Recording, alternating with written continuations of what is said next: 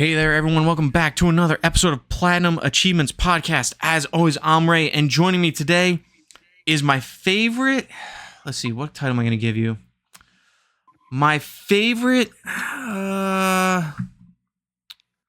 let's just call you the 9th Hokage. I'm looking at a Naruto statue. It's Gary.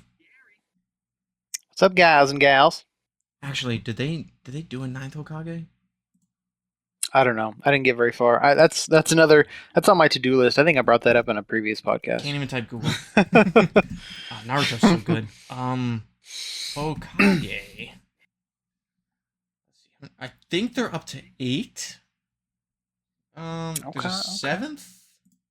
Not even like 30 seconds in, we're already all going off on tangents. Well, I mean, there's Naruto videos. So there's 7. Okay, so no, we're still good. Naruto's a 7th, and then there's there's some spoilers. There's a provisional 8th Hokage. Don't be spoiling stuff for me or anybody else. It's in Boruto. I know it's an old ass series, but well, no, the 8th Hokage thing's a new thing. I won't spoil it. Provisional. Thank you. Anywho, how you doing? I'm doing good, Gary. It's been a week. Amanda went on a girls' trip with her friends for the weekend. So I was solo daddy. Okay. My mother-in-law was watching Sam on Friday night. "Quote unquote" girls' trip. I've heard that before. Ugh, I know, right?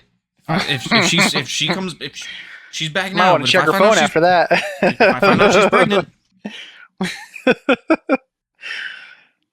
Depends on what color they are. Oh, that's the real. Dude. That's the real. So Amanda does not like when I make those jokes anymore, because when we were trying to conceive Sammy, it wasn't working.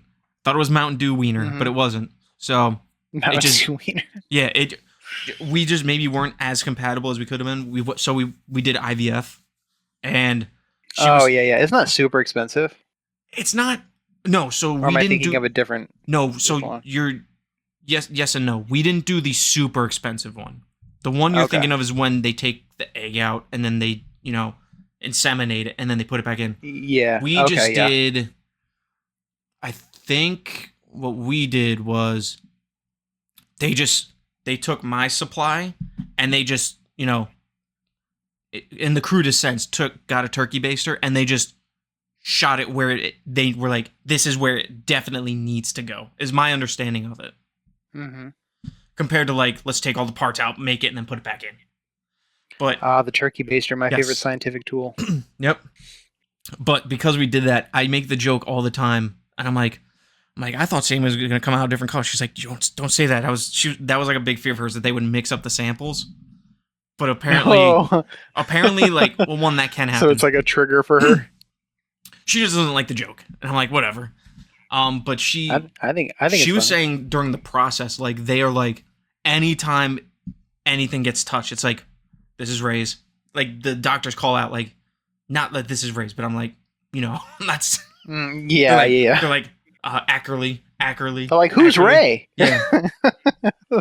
There's another Ray in here. And then is it white Ray or black? And then there's times where she's like, yeah, Sam really looked like your dad today, and I'm like, excuse me, my dad, Amanda? How dare you? So, but no, she went on a girls' trip. Her friend is very well off, so is her husband. And her husband was like, what do you want for your birthday? And she's like, I just want to take a girls' trip with my friends to Hershey Park. Not park itself, but that area. The whole, there's a very nice hotel that I took Amanda to, I think right before Sam was born. And it's I think it's just called the Hershey Hotel. It's very nice, very nice. And they went there and had a whole spa day and everything. Really nice place. It was a very expensive Hershey weekend Hotel sounds delicious. Dude, it was pricey. But they have an on-site restaurant, and it was delicious. Some real good steak. But she's like, what was it? She's like, yeah, I want to take my friends there. And I'm like, how come I have to get screwed because it's your birthday? Where you take my wife for the weekend and then I have to solo daddy. Well, then that means you get to use that in the future. Yeah, I'm using it now for sure. I'm like, here, I'm like, here you go. I got to go record with Gary. And she's like, oh yeah, I'll watch him. I missed him, blah, blah, blah. But Well, I mean, I meant more than that, but I mean, I guess if that's what you want to use it on. It's a more immediate If she, usage. I'm like, if she gets a whole weekend, I think you should get more than just a 2 hour the podcast. The thing where I don't get the credit is because my mother-in-law watched him all of Friday and he stayed overnight Friday, so I really only had to watch him like all of yesterday. Oh, okay. Yeah, Yeah, I guess not as it bad wasn't then. like a whole thing, but yeah. Um, but You should have told her other that. Yeah, we the whole time you were gone, we had beer and pizza. dude, we had what did we eat yesterday? We had McDonald's yesterday, and we watched. It's not advisable to watch a new movie when you're watching your toddler also, but we watched The Boy and the Heron. It's the newest Never heard Studio of it. Ghibli movie. Oh, It was nice. good. It I was pretty I good. I told you that I almost bought that entire like Collection. Blu-ray set. Yeah, I don't know if it's on all worth sale, it, but right? Ghibli. It was like $250 for It was a it's like steelbook still, 20 right? something movies. I don't know if they're still books or not, but I was half tempted, but I was like, I just can't see myself just dumping $250 right now, especially when That's a big chunk at once. I know, especially if I feel like only half of them are really like worth watching, in my opinion. I There's mean, at least I haven't watched any in like 10 years, but the ones out of the ones that I watched, maybe half were like mhm. really good. I haven't seen all of them, but the ones that I've seen, I've all really liked. Like Princess Mononoke, Howl's Moving Castle, um, Yeah, but have you seen like the older ones? Totoro, Like Totoro. like Totoro's borderline for me. I like um Totoro, but no, was it but I like the mean like Cat in the the Hat real or something old like that? ones. The The Cat Hat. real old ones. There's like one like basically based on like a war that's super depressing. There's like Is that the that like Firefly one? flying. Yeah, yeah. I've heard Grave of that the one's good. Fireflies. It was pretty good, but it was just depressing as hell. But some of those earlier ones they're kind of iffy, kind of like James Bond movies, where they're just like, oh, is really worth Yeah, watching anymore. Um, but I mean, yeah, the majority of them are good. I really want to get some of them on Blu-ray, like Princess Mononoke, like Oh, Princess Spirited Mononoke is so Away, good, classics. dude. Um, We watched Boy and the Heron, and Sammy was watching it. There's a scene where the kid like not bashes in his skull, but he hits himself with a rock to make it seem like he got bullied, and he starts like gushing blood from his head. And uh, I'm like, okay, I'm like, I know it's PG you're like, 13, but maybe you shouldn't be watching this. I know you're like, oh, look away. Let's see, Nausicaa and the Valley of the Wind, Castle in the Sky, Neighbor Totoro's good, Grave of the Fireflies, Kiki's Delivery Service. hmm Only Yeah, yesterday, Porco Rosso. yeah. I was gonna say, those two, There's some I don't down even here where I'm remember. just They're like, kind of, eh. yeah. Princess Mononoke is so good. The We'll get into like gaming stuff in a second, but last thing I'll say about Ghibli is the voice cast is always great and surprising. hmm Like the Boy and the Heron, for example. Christian Bale's back. Dave Bautista's in it. Mark Hamill. Oh, okay. Florence Pugh, I think. Let's see. I like Florence Pugh. Robert Pattinson. Christian Bale, Mark Hamill, Florence Pugh, Willem Dafoe. He's in a bunch of them. Dave Bautista. Um, Dan Stevens is in it as one of the parakeets. There's like a parakeet army. Dan Stevens played the Beast in um in what do you Beauty and call the it? Beast. The Beauty and the Beast remake. Yeah, Oh, okay. The live action one. yeah. And I think maybe I'm wrong. Maybe I'm wrong. I thought he was in. I thought he was the first Dario Naharis, but I guess not in Game of Thrones because they did a recast. hmm So yeah, Dario Naharis. Let me misspell his name.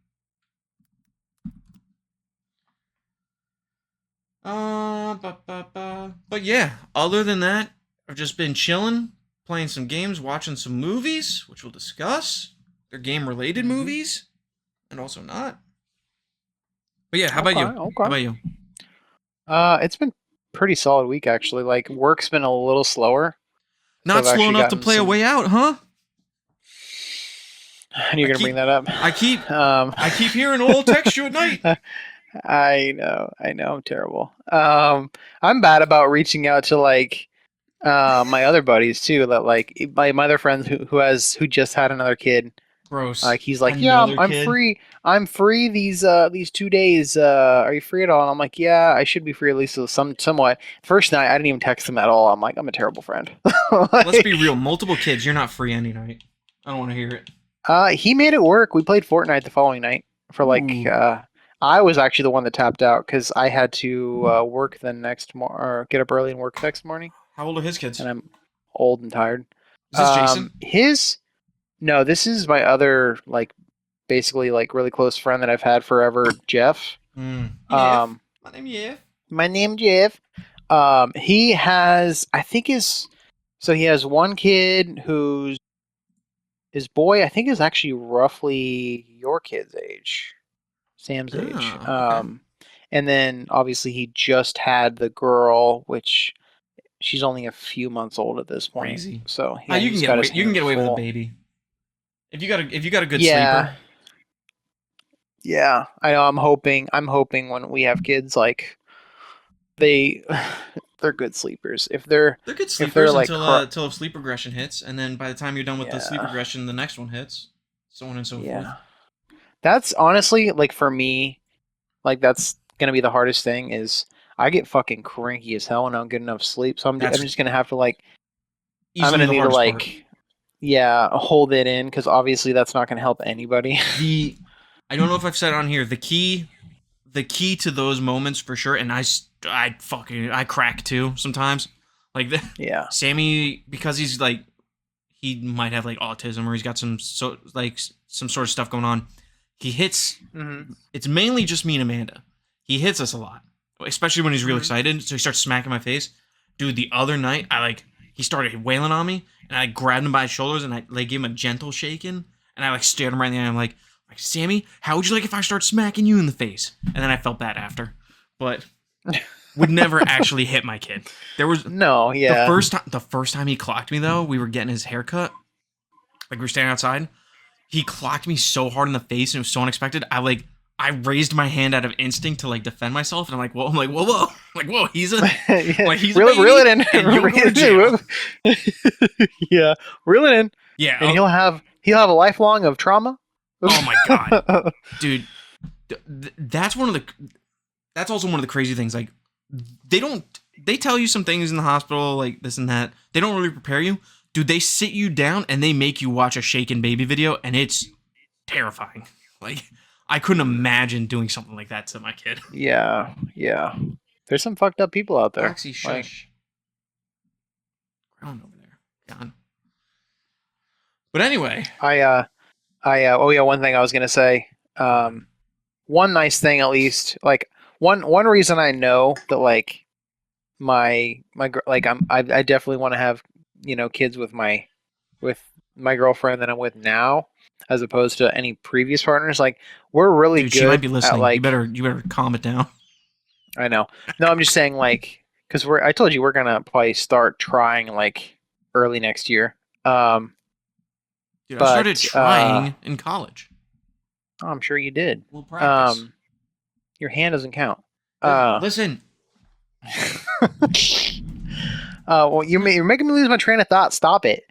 It's easy to do with me. What I was gonna say is that we're already good. Like we're already good with like basically having each other's backs, like being a good team. Like which when is it comes to important. just like taking care of shit around the house Yep. or paying for stuff or buying stuff or whatever we got to do. Like we're Amanda really and I are like good, that too. and yeah, which is it's just a huge like green flag for that. Yep. So I always tell her, I always have joke with her though. I'm like, I feel like you're gonna be the stern one, and I'm gonna be the coddler. Because I always coddle my animals too when she has to Mhm. be stern, like if something happens or whatever. Like that So situation with that you didn't listen to last podcast with my no, with dog the and cat and the cat. dog, which in the recording you said the cat's crazy too. No, I didn't. Yes. No, her cat's hella chill. He didn't do anything No, wrong. you said your cat's crazy. Oh yeah, mine is. So Yeah, that's where I got but it confused. wasn't. Oh okay, but yeah, I even after the fact, like I felt hella bad for her cat, but then Mhm. like I also like couldn't stay mad at my dog because I know she didn't like she's not an aggressive dog at all. So I'm Yeah. always like, oh, like I will. So two things. One, the advice that I forgot to give earlier before we went off the rails. Hmm. The key is, and I forget where I heard it, is like keeping in mind like every moment that's like super stressful. When you're like 80, you're gonna be like wishing you were back in that moment. So it's a Yeah, super great way to like kind of keep you like don't to keep that perspective. yeah. Also, Hmm. if you hold on, oh I lost it. What was the other thing? Yeah, and then okay, no, I got the other thing too. Shit, now I just lost the other thing. God, You sound like me. let's work through this. Okay, we did the 80-year-old thing. Um, the other thing, Amanda and I were the same way. She's like, "Oh, you're gonna be the fun parent," and I'm like, and it's at first that might be true, dude. Once he started like getting on my nerves, and I had to actually kind of like try to reprimand him, I'm just like, Hmm. I'm done. Like, nope, I'll be fun, dad with video games, but I'm like, you better listen, boy. Yeah, And yeah, because I coddle my dog for sure. She's my little baby, but and I know, and I had to that the night that all that happened. Like, obviously, my girlfriend was very upset because like that cat is like her baby. That was her oh first yeah, cat, for and sure. and like I don't blame her. Like, obviously, Facts. like that's scary. Like for a dog to attack a cat. Like, but then like she was so frustrated and upset that she kept like yelling at Kira, and I'm like, I kind of had to come back in the room. I'm like, okay, like she gets it. Like, and my dog is very traumatized when people yell at her. Like, when I first got her, I had like zero patience with her, and I had to completely reframe my mindset because I realized that I was doing this and I had to take a step back. Like, if she ever did something frustrating, I would like yell at her, and I realized, okay, like I can't do this. Like, it's not good for the dog. It's not good for anybody. So Yeah, like kind of like an example, like when I first got Kira, my dog, like I was with my ex at the time, and like she's notorious for taking also food known as my if you're current not wife. if yeah, exactly. And That's how we met. yep, I'm a bro like that. Wiener But cousins. she like most dogs, like if you're not looking, she'll just take food. She'll take, Mm-hmm. whatever food. We got pizza one night, and I was getting everything all set up, and I put like my plate of pizza down on like the coffee table. She just straight walks over and just pulls like all two or three pieces off the plate and just brings it to her bed and just starts just like devouring them. And I got pissed. Like, I got over there, I was like, I don't remember what I said, but I was just like fucking livid, and I was yelling at her. And then They do say like that it dogs like at max intelligence are like that of a 2-year-old human. I know. And then I realized that I can't yell at this. She doesn't understand. Like, and all it does, and all it does is just stress them out, Oh and yeah. then it like they get scared of you, and Yep. and I think that's trauma too. Like, it builds trauma because I noticed that when I now, because of that, and possibly before I got her, but like if she's in the room with me and I get frustrated, even if she just senses my frustration, she'll get up and leave Yeah. because she's afraid. Well, she's done Like, with I've you. never I've never hit her ever, Yeah. obviously, but like just raising my voice just freaks her out, you know? I've hit is a strong word. I have quote unquote hit Foxy one time, and by hit, I'll preface this by saying before Foxy, who's like a 12-pound half Chihuahua, half Jack Russell, Yeah. I had he passed away a few years ago. We had a Rhodesian Ridgeback, which, Hmm. if you don't know what that is, it is a 100-pound, not 100, maybe 100. He's beefy dog. They're lion hunters in Africa. We had one of them, and he was very similar to Hmm. your dog. And I swear, listeners, this will be the last thing, and then we'll get into games. But we had a Taj Rhodesian Ridgeback. Love that goofy dumb boy, but he was very similar. He'd get on the counter, he'd get the food, so we would naturally like to dissuade him. We'd bop him on the nose, and Yeah. I don't remember what Foxy did, but she did something similar, and I hadn't adjusted, so I Taj bopped her on the nose. Dude, she was shivering in the corner, and I Oh. was so distraught about it. And I'm like, I just saw Taj. I didn't realize. Yeah. Dude, it was devastating. So, don't hit your dogs. Yeah, that's the takeaway That's here, the folks. takeaway. And don't Um, yell at them either. within reason. I mean, yeah, within reason, I guess. I mean, obviously, if they're doing something wrong, but I don't know. I I think there's mean, better Gary, using ways. using racial slurs at your dog probably not a good move, but I know. it is what it is. All right. I'll go first this week. Oh, I'm sorry. Now that we're like 20 minutes in, today's date of recording is February 2nd. You have how do we want to break this down? Let's go. You have 12 days to figure out what you no, 11 days? I guess so. 11 days to figure out what you're doing for Valentine's Day. Make sure you do something for Valentine's Day if you got a significant other. They like that usually. Um, yeah, you got 11 days to do that. You got 10 days to figure out what you're getting me for my birthday. And you have 325 shopping days till. Wait, is that right? Let me refresh the page. Yeah, we're good. 325 shopping days left till Christmas. Don't worry, your pizza's in the mail for your birthday.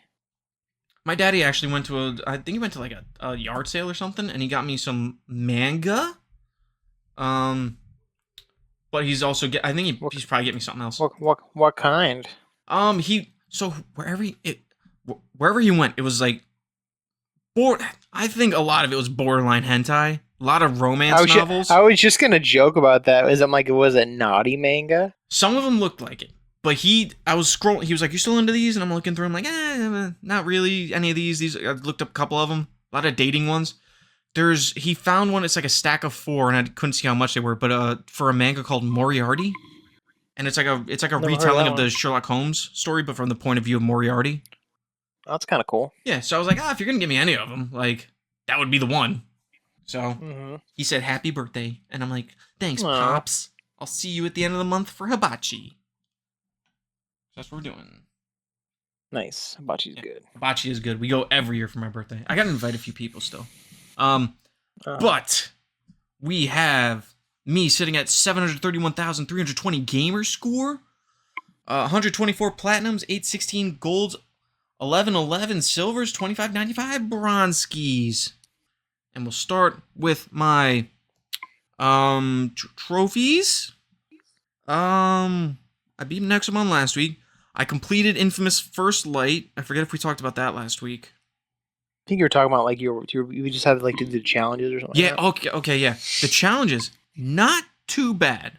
The only real tedious one that I found was there's like an RNG-ish one where you have to kill enough people with super bolts. And super bolts you get from like there's drones that shoot you, and you got to shoot down the blue one and like harvest its energy. You got to kill 50 people with that. The only legitimately like hard, quote unquote, challenges were to make it to wave 30 on a couple of the levels. Yeah, that was like the worst part of that for me. Yeah. What is going on? It wasn't like hard. It was just like, Dude, what's it called's all messed up. Area X is all messed up. Oh, okay. I completed Wavetail as well. Well, I saw you playing that. What is that? Well, first of all, for some reason they're registering Wavetail as me having played before Star Wars: The Clone Wars, which is not true. It is a how do I explain it? How do I explain this? It's like it is a man, I can't put words to paper. Wavetail is basically you play as this girl, and there's like a calamity in the world or something, and the world's all flooded, and you link up with like a shadow being that stays under the water, which it gets explained later. But you're basically traversing over water to go to different islands to basically stop this pollution, like gloom cloud from taking over the world and killing everybody. So it was on sale.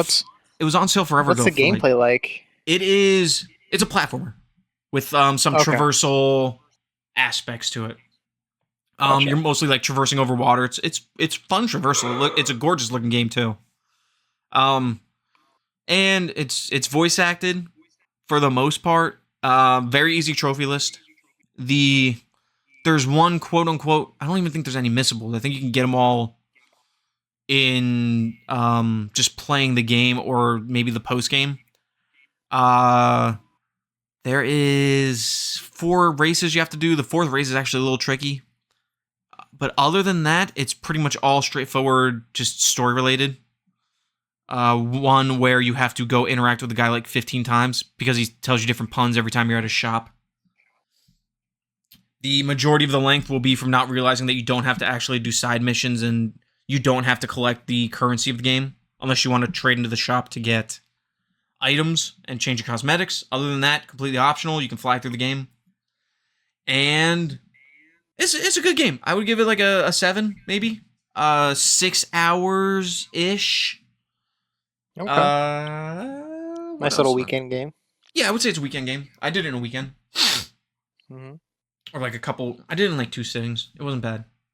And while I was I was trying to figure out what else to play while Sammy was around. I wanted to actually trophy hunt. I booted up the PS4 version because I did the PS5 version. And I made some decent progress in that. And he was sitting there watching while he plays with cars.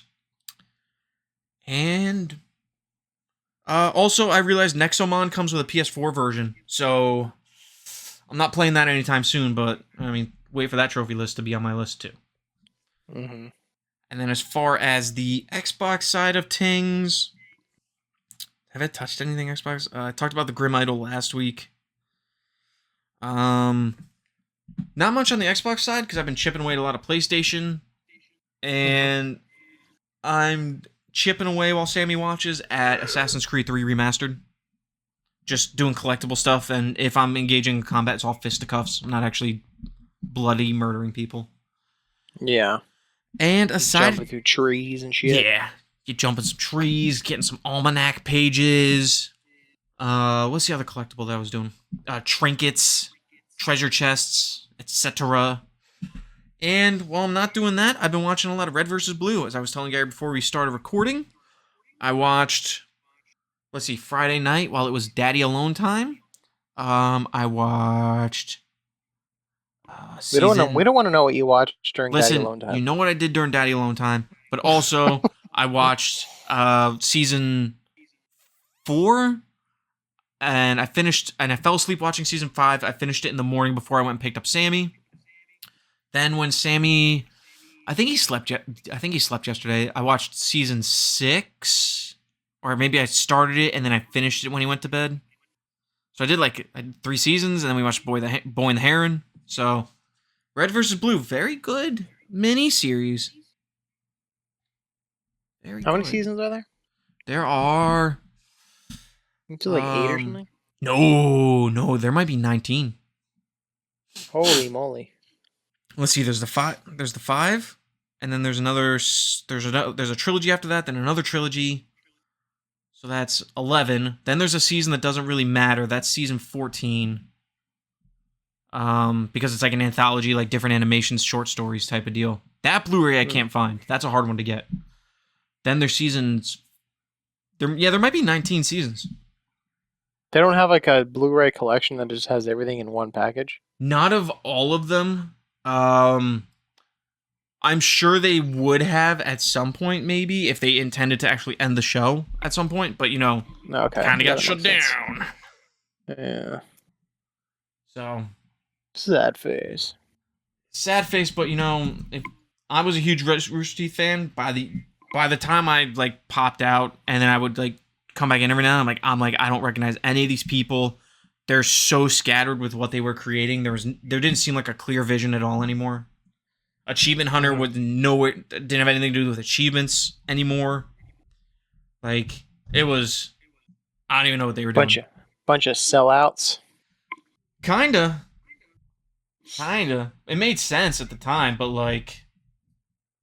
the pinnacle of RT for me was when they first started Achievement Hunter, and they were in that first office where there was Ray and Michael and Gavin, and is Ray the kind of goofy sounding one that's super funny? Hey, Ray is the self-deprecating. He was the Achievement Hunter guy. He was big in achievements. That's what I mean. Like, did he kind of have like a little bit of a goofier voice, and he was pretty funny? There was Michael, I would say, was goofier. The Rage Quit guy. I don't know. Michael, I think it might Gavin, have and been Ray Ray. were I think like it might have been Ray. I Action can't Lads News. remember the names, but I remember watching his videos for like the original Dead Space and stuff, and he was just. Ray. You might be thinking of Michael. You I sure? don't know. I don't know if Ray did that. I'm gonna have to look that up at some point. Ray broke off at some point, and he did. He went to streaming.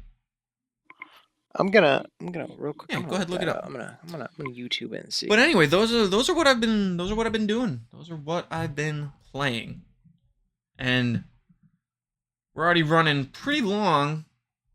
We're already at 40-something minutes. Well, really, we're probably at half hour. Yeah. Which, I mean, I've got time if you got time. We're not going to go over all these news stories that I have. I was scatterbrained with what I threw in here. We were between two main topics, but we settled on one, so I'll go over the stuff for those main topics. I don't think it was Ray. Maybe you're right. That's Ray. I can hear him. Yep, it wasn't him. So Okay. it must have been Mike. Let me see.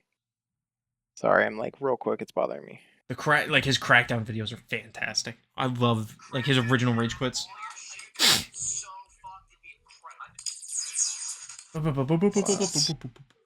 God, great intro. That was the pinnacle for sure.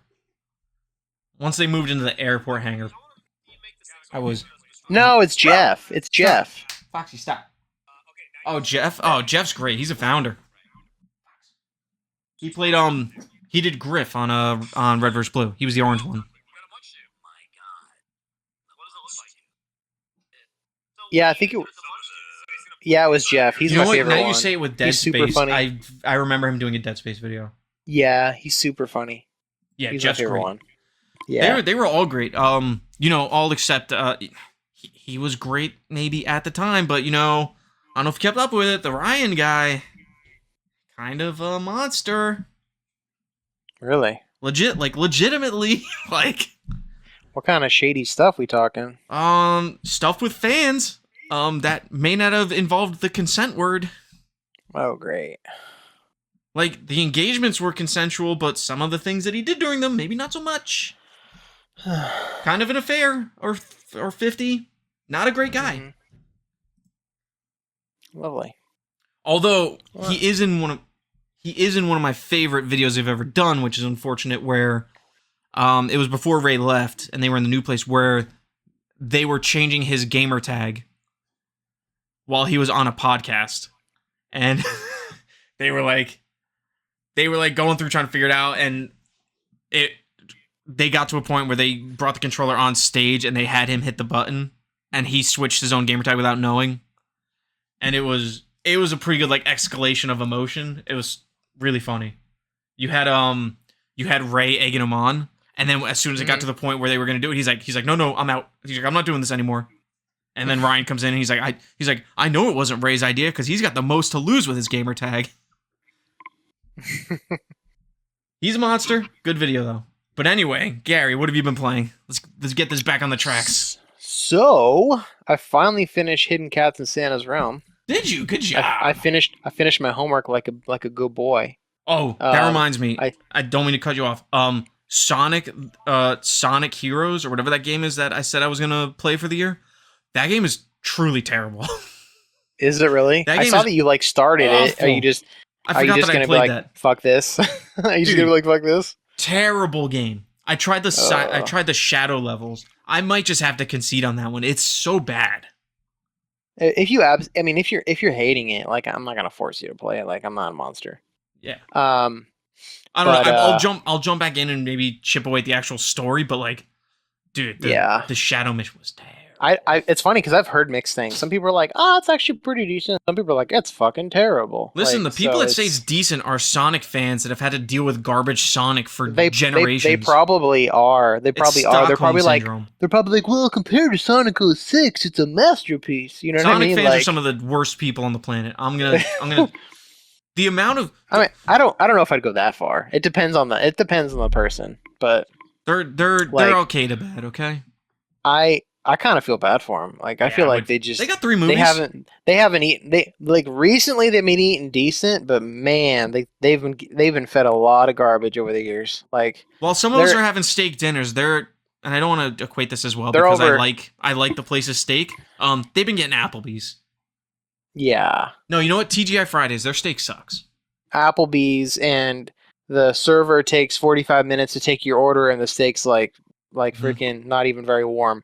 Um, but yeah, like Sonic games, like there's been some decent ones recently, but I love Sonic Adventure man, too, it's but that probably game is like 60% good.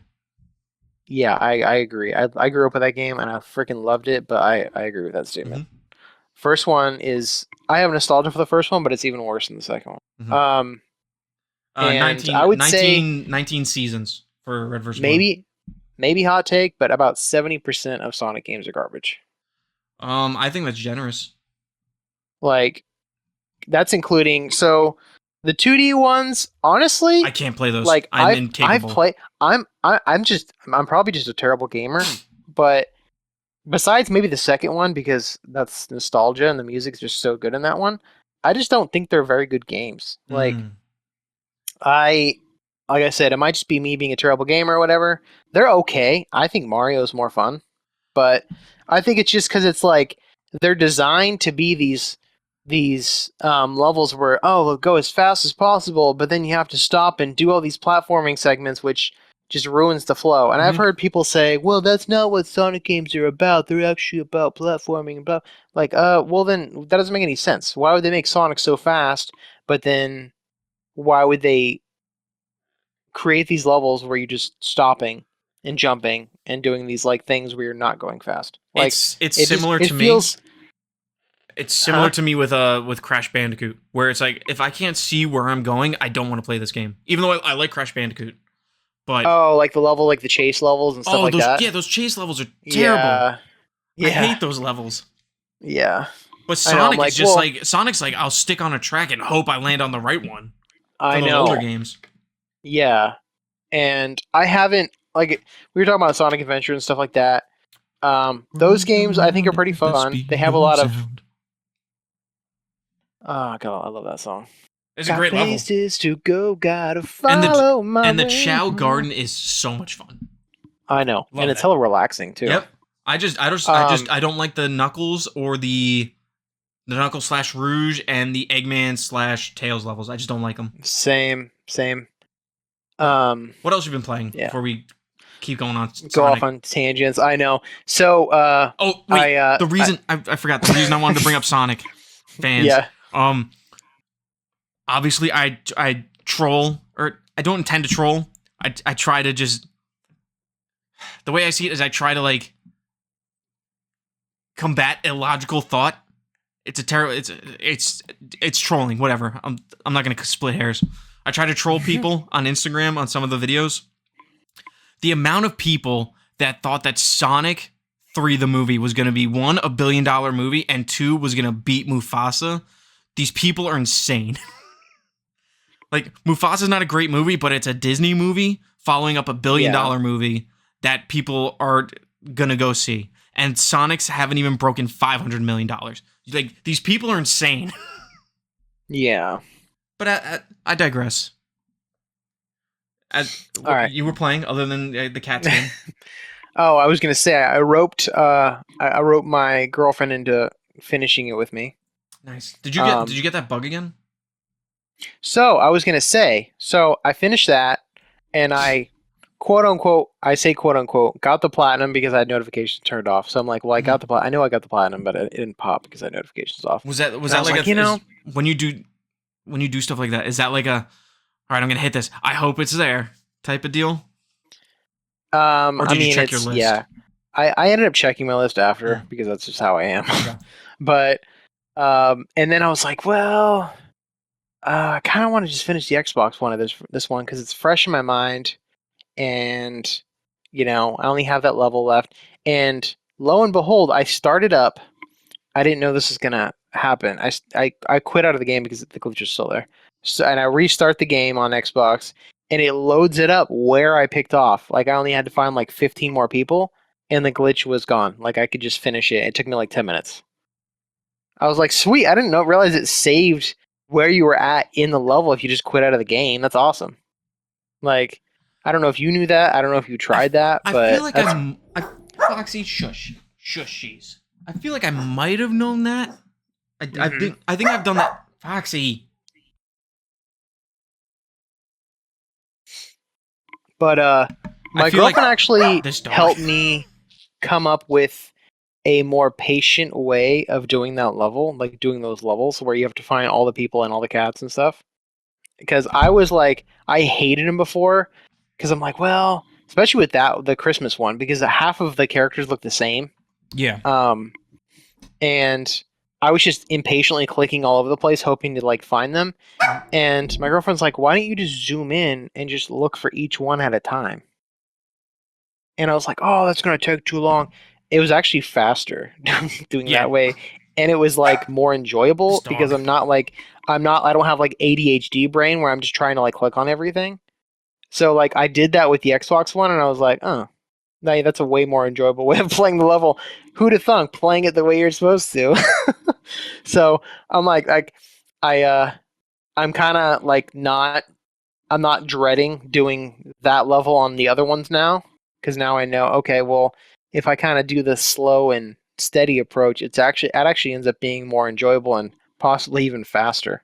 So, Yeah, um, the thing with those levels for me was and the strategy I had, especially with the elves and the gnomes or whatever they were, because they just yeah, all look the same.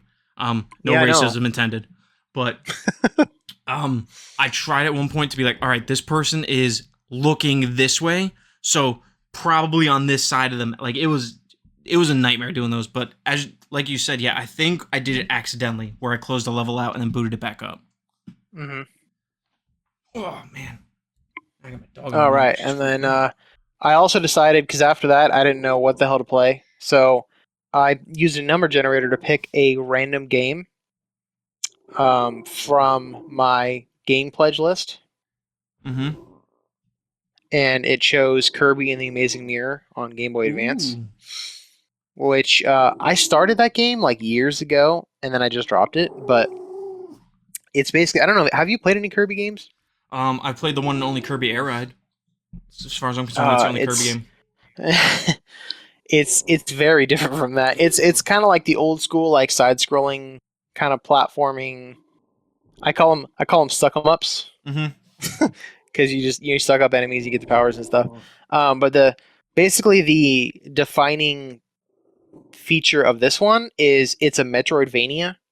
So you actually have to like backtrack and like find different areas through levels and like get specific powers to unlock specific like sections to get to new levels and stuff. It's actually kind of a cool premise for a Kirby game. The only shitty thing is I have a terrible memory, so like I'll be going through levels and I'm like, yeah, I gotta go through here, and then I'll get to the end and I'm like, and then you basically use different mirrors to teleport through levels or like back to like the main hub area, Mm-hmm. and then I'll finish a level and then I won't unlock a new mirror for like a new level, and I'm like, okay, now where do I go?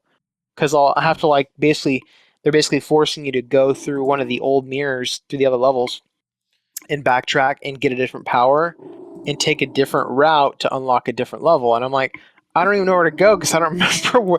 Like, there's a map, luckily, but you have to find when you get to a new level, you have to find the map for that level. Otherwise, it doesn't show you what level branches into what sections and stuff. Mm-hmm. So I'm just like kind of running around. I'm like, I don't really know where to go half the time.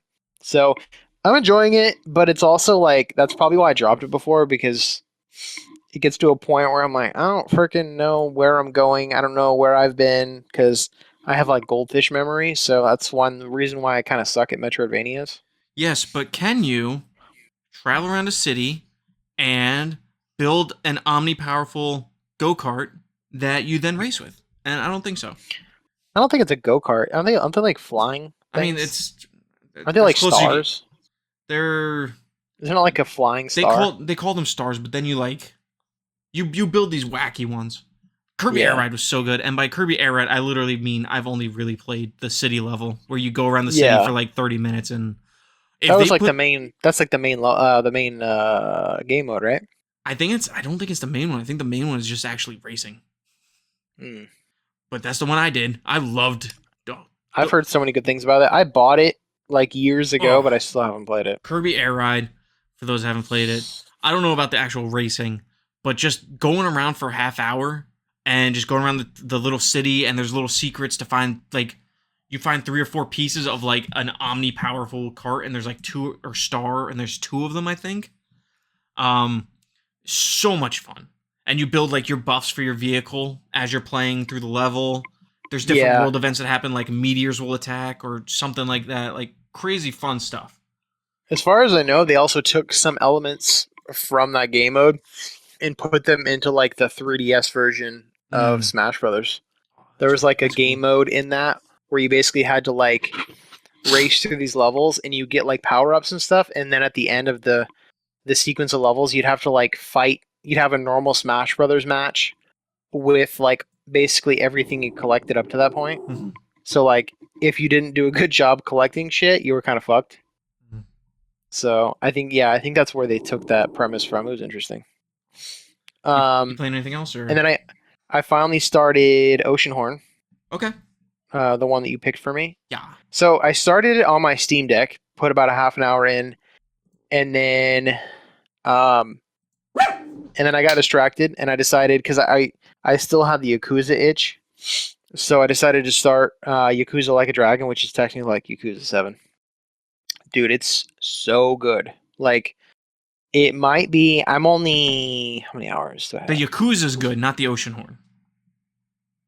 Yeah. Okay. I'm gonna get back to Oceanhorn. Sorry, I got sidetracked. But I just want to make sure I was Yaku, remember like yeah, yeah, because you were like I yeah. started this and then I went to I'll, this.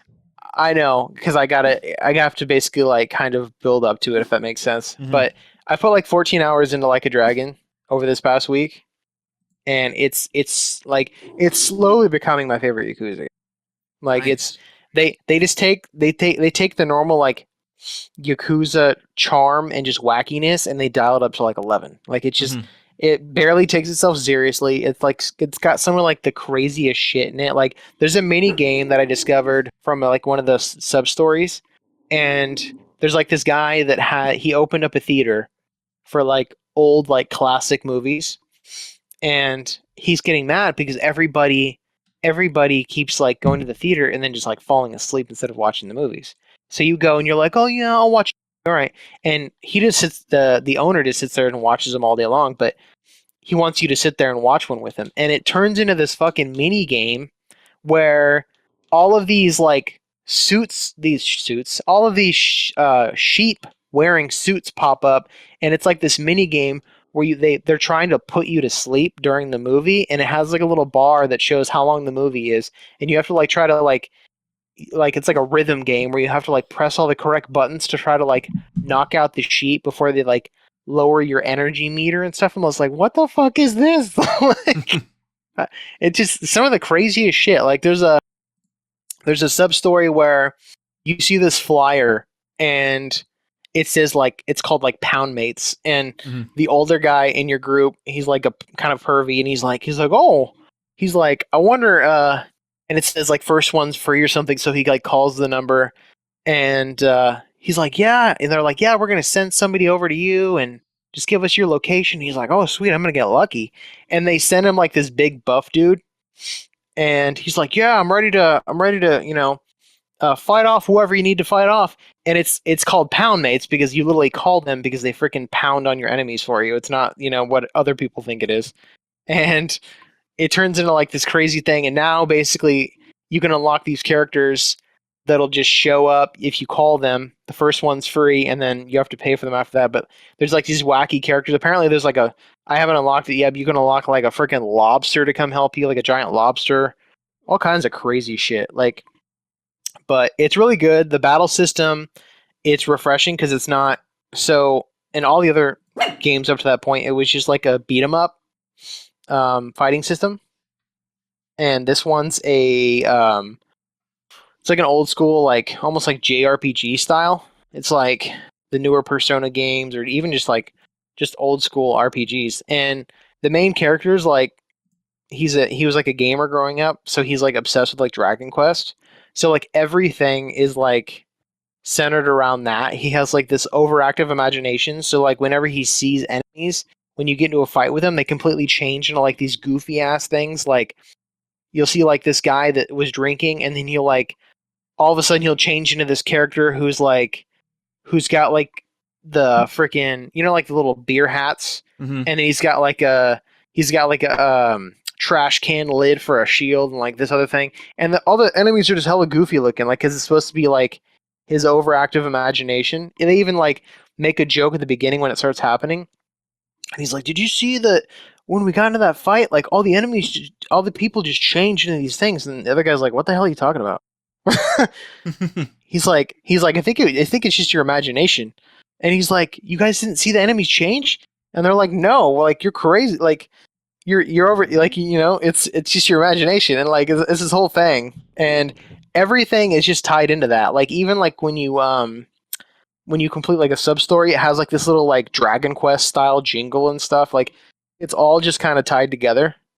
But I'm really liking it. Like it might, I don't know. Yakuza 0 might still be my favorite, but this might surpass it just because it's so good. Like everything just feels hella polished. There's just a ton of shit to do. Um, I don't know. Plus, I'm just biased. I like those old school RPGs too, so it kind of just adds to it. And the story's a little bit of a mixed bag so far, but it started out really strong, and I think it's probably gonna go in a good direction. So, but the reason I kind of brought that up in when I was talking about Oceanhorn before is because I started playing that, and it kind of brought back like the trophy itch. So, you know how I said I started Oceanhorn on my Steam Deck? Well, a few days later, I basically started it over on PlayStation, Mm-hmm. and I had notifications turned back on, and I was like, I basically just speed ran the beginning, and I was playing. Actually, I was still playing it on my Steam Deck, but I was playing it through a remote play because I feel like it's like the perfect game for that. It feels like a kind of a handheld style game, but it's pretty good so far. It's like, did you ever play any of the Zelda games? Mm, Wind Waker. Yeah, that's actually the one it's most like. Wind Waker is my favorite Zelda game. Wait, I'm very confused because my dog was barking. Did you transition back to Oceanhorn, or were you still talking about a minigame within Yakuza? No, I said that's why I brought up Yakuza first because it kind of gave me the trophy itch back. Okay. So I decided to restart it on PlayStation. Mm-hmm. Okay.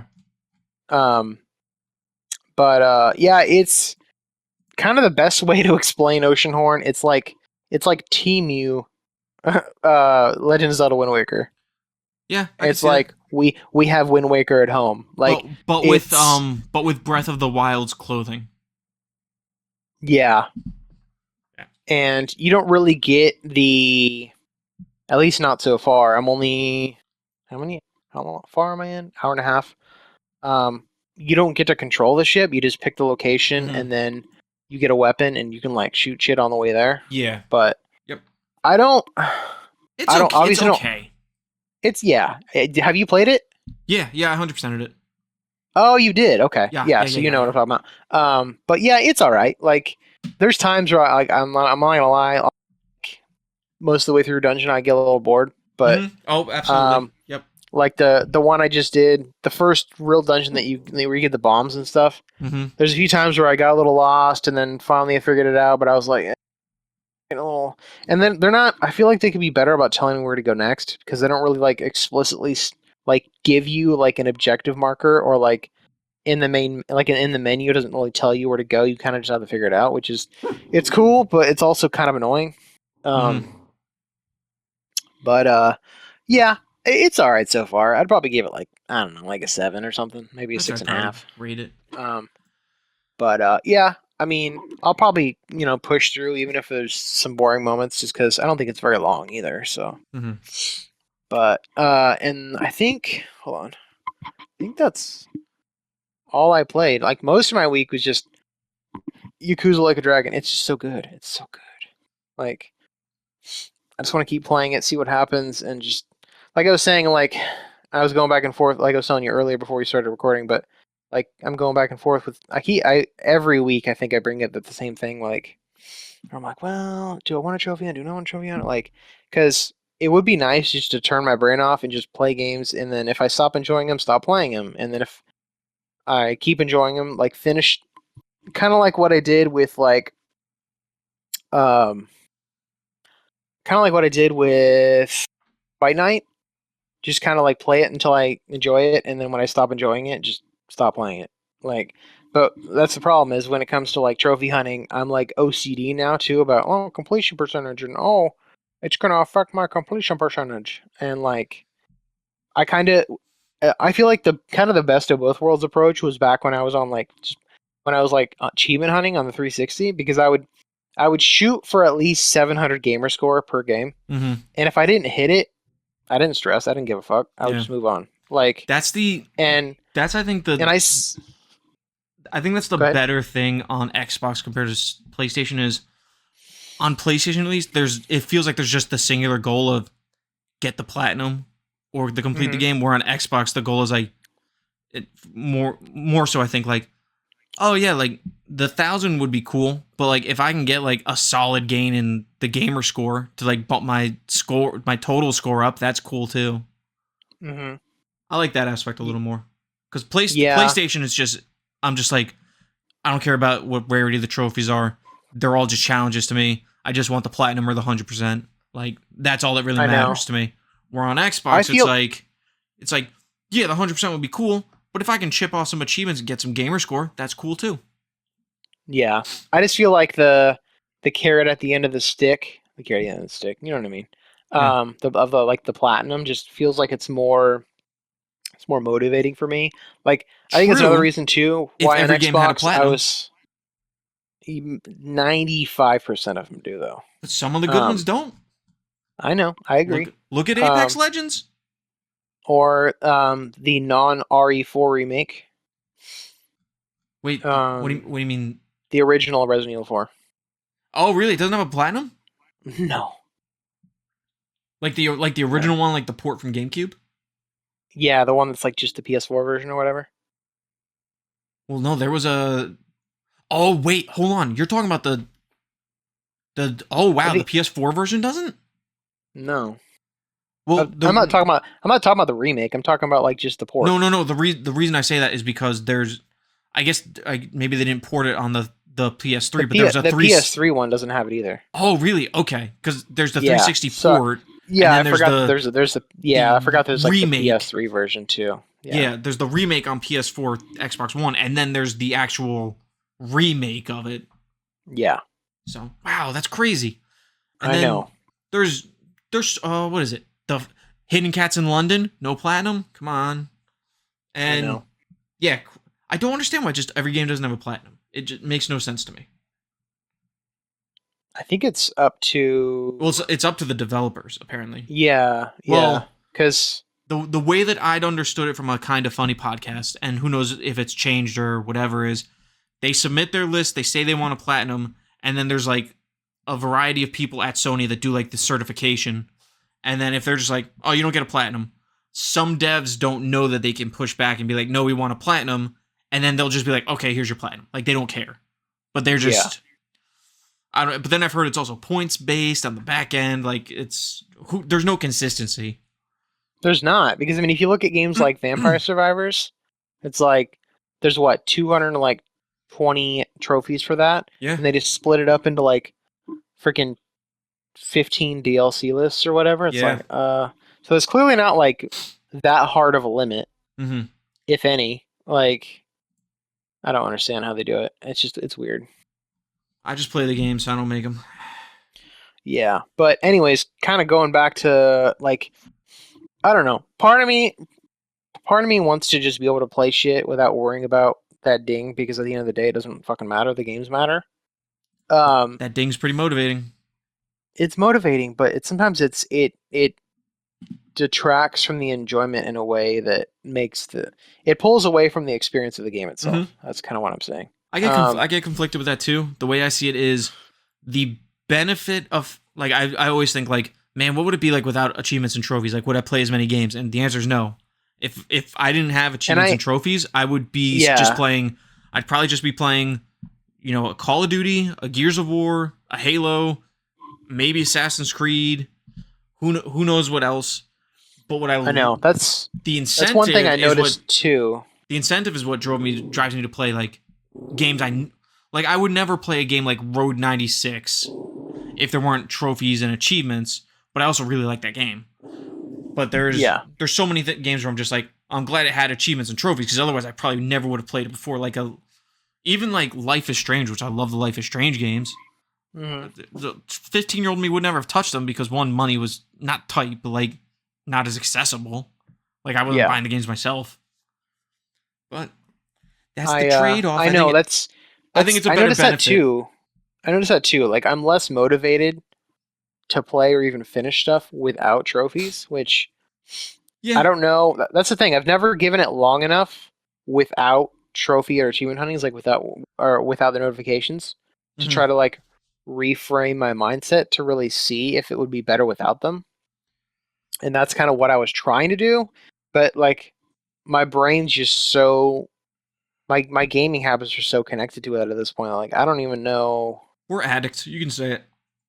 Basically, yeah, really. Like, but I don't know. Like, it's there's good and bad. Like, it is nice because it gives you that. Sometimes it gives you that push you need. Like, all right, I'm really just gonna beat my head against this wall and get past it. And yeah, it's frustrating, but it feels super rewarding to get past, hard ass shit or kind of annoying stuff or whatever. But I don't know. At the end of the day, I still kind of want to just be able to play stuff. Like, I watch like a lot of like backlog videos and stuff. And it's not people trophy hunting. It's just people like going through the backlog and just playing the games. Like, and I kind of like wanted to get to that mindset where, because I also I brought this up before when we were pledging our games. I own so many games from platforms that don't have any sort of achievement system, like older PlayStation or any Nintendo console or any stuff like that. And there's so many good games on those, and I'm like, I kind of feel like, obviously, I'm never going to be able to play everything. Like, I've accepted that. You could if you stopped this business about having a kid. But having an in-house achievement buddy is going to be worth it one day. Let me tell you. I'm not there yet, but yeah. But I'm just like, I don't know. Like, I keep telling myself to just try to stick with it. It's only 3 months, like, and see how I feel. But I can't ever even stick to keeping notifications off. I keep flip-flopping. Like it literally is like an addiction, for real. Yeah. Yeah. Like, no joke. And I almost feel like obviously I'm not actually like legitimately talking shit against like anybody in the Trophy Talk podcast. Like, we all have the same kind of mindset, but it's almost like it's just a bunch. It's almost just like a bunch of addicts, like, just sharing their addiction with each other. You know what I mean? Like, and like I said, I'm not talking shit. Like, anybody listening from Trophy Talk, I'm not talking shit. It's just kind of what it feels like sometimes. It's like, yeah, this is, you know what I mean? It's almost like a bunch of, obviously alcoholism is something completely different, but like if kind of comparing apples to oranges, like, it's like a bunch of alcoholics just, hey, yeah, that beer was really good. How about this beer? How about that whiskey? Or what I mean? Like, it's an AA meeting where no one's trying to quit. Exactly. Yeah. And we all know no one's trying to quit. That's a good way to put it. Yeah. But it's just kind of funny. But I don't know. We'll see. It is what it is. My brain, I overthink everything, and I make everything into something that it doesn't need to be. Especially since I did this whole like new profile business, I noticed that that's when it got really bad. I never really like second guess trophy hunting until that happened. And I think part of it too is my OCD wants me to recomplete stuff just so it's on this profile. I think I brought that up before, and that's such a like ridiculous waste of time when there's so much new shit that I want to play. But it's almost like my brain's holding me back. It's like, no. But honestly, I haven't even really recompleted much stuff anyways, but it's always there in the back of my mind. Oh, for sure. Yeah, I can't stop. Can't stop, won't stop. I'll die doing it. I just can't. I'm too. It's sort of like how and I'm really trying to. I've really been making an active effort to get back to this. It's how like short form video content has just completely brain rotted me and fried my brain to where I can't focus on anything. Like I uninstalled. Instagram was a big one. I got rid of Facebook for or not got rid of. I just uninstalled them from my phone. But I got rid of a lot of those social medias. My problem's Reddit.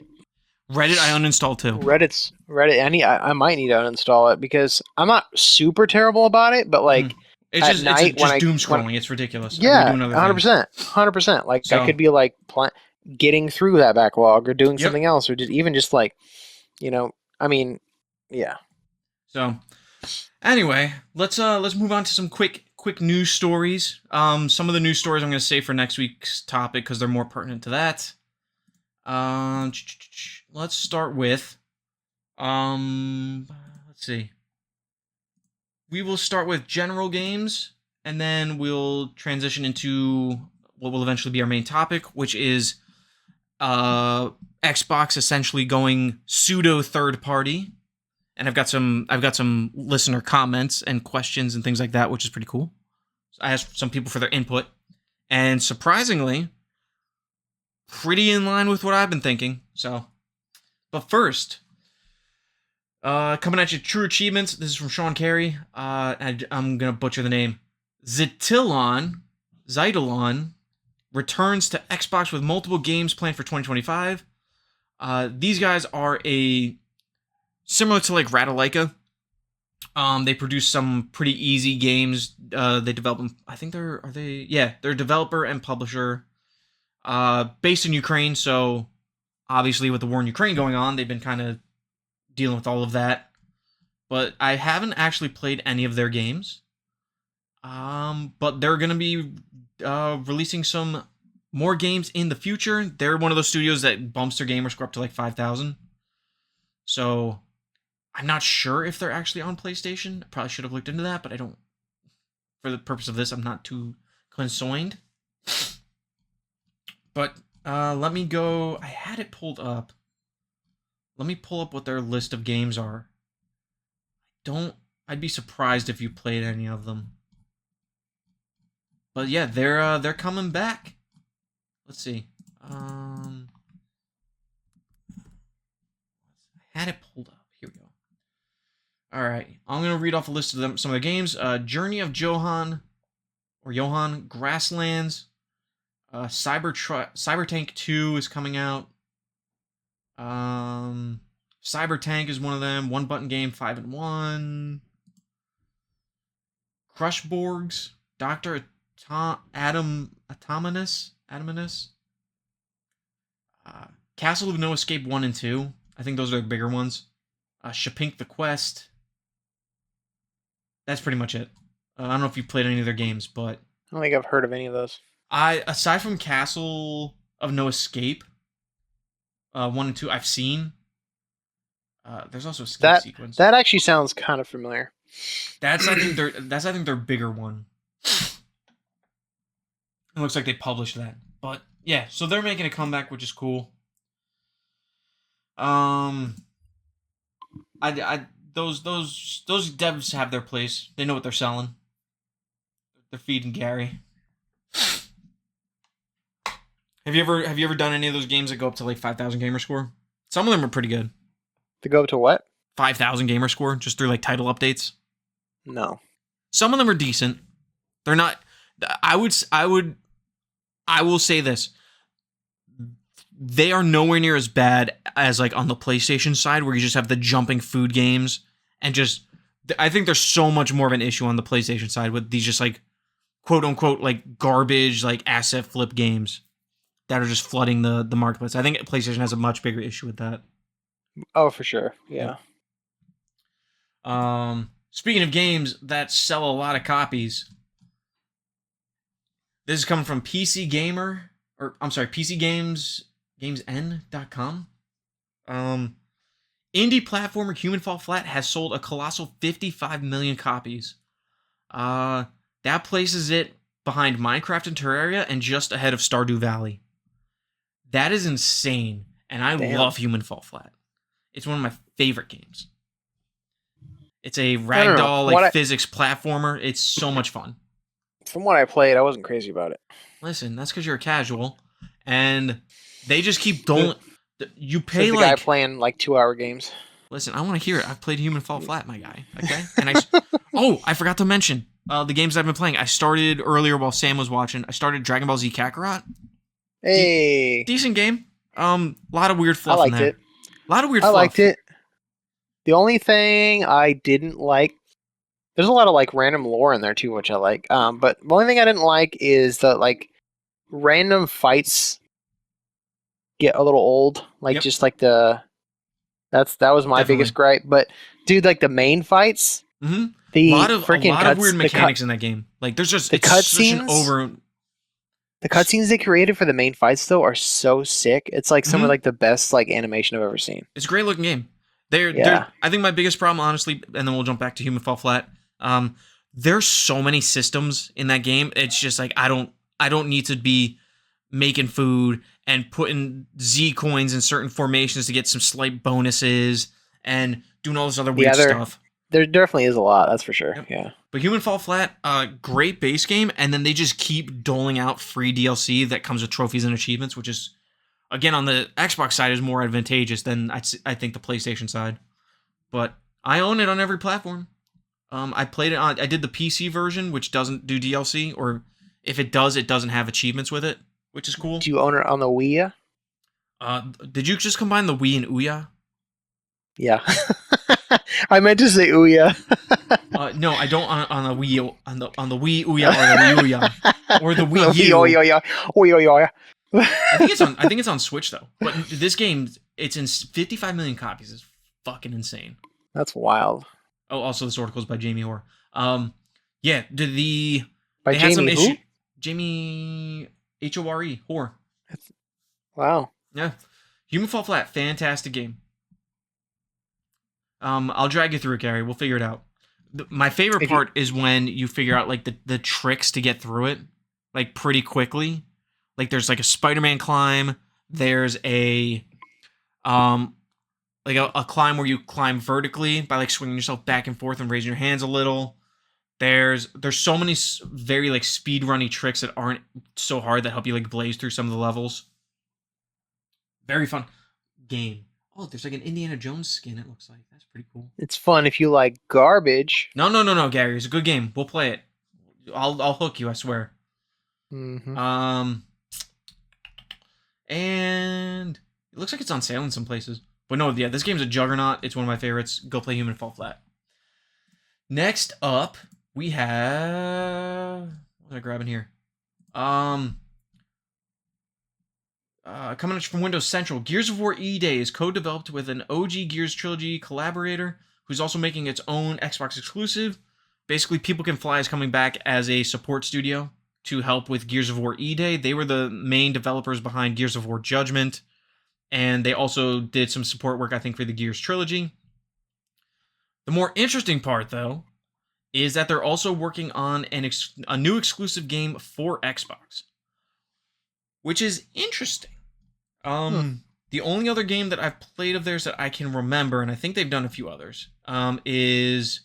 Oh, wait, hold on. They did Outriders. I did play Outriders. Decent game. I want to get back to it. I own it. And then they did Bulletstorm, which I thought was pretty fun. Yeah, I like Bulletstorm. Yeah. It's a shame I can't complete it on an Xbox, though. They delisted if you were a better gamer, you would have. Well, if I was willing to spend more money, I would have. They, what was it? The DLC just never went on sale, and I just did not want to spend. I think it was like, there was like one for 10 and maybe one for 15. I just didn't want to blow that kind of money. I was really hoping they'd go on sale towards the end of the 360 era, but sadly not. But I own the full clip edition on PlayStation. They gave it away for free at some point. Yeah. But other than that, that's exciting. I'm glad they're doing another, actually, let me see. What does it specifically say?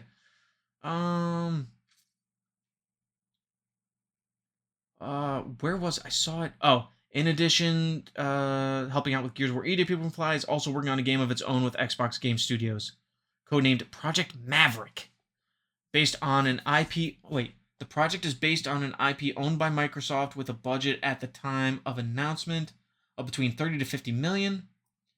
Um, Here's what I'm not sure of. Is it? Oh wait, little else is known at this time, but it wouldn't shock me if this was a Gears of War spin-off title of some kind.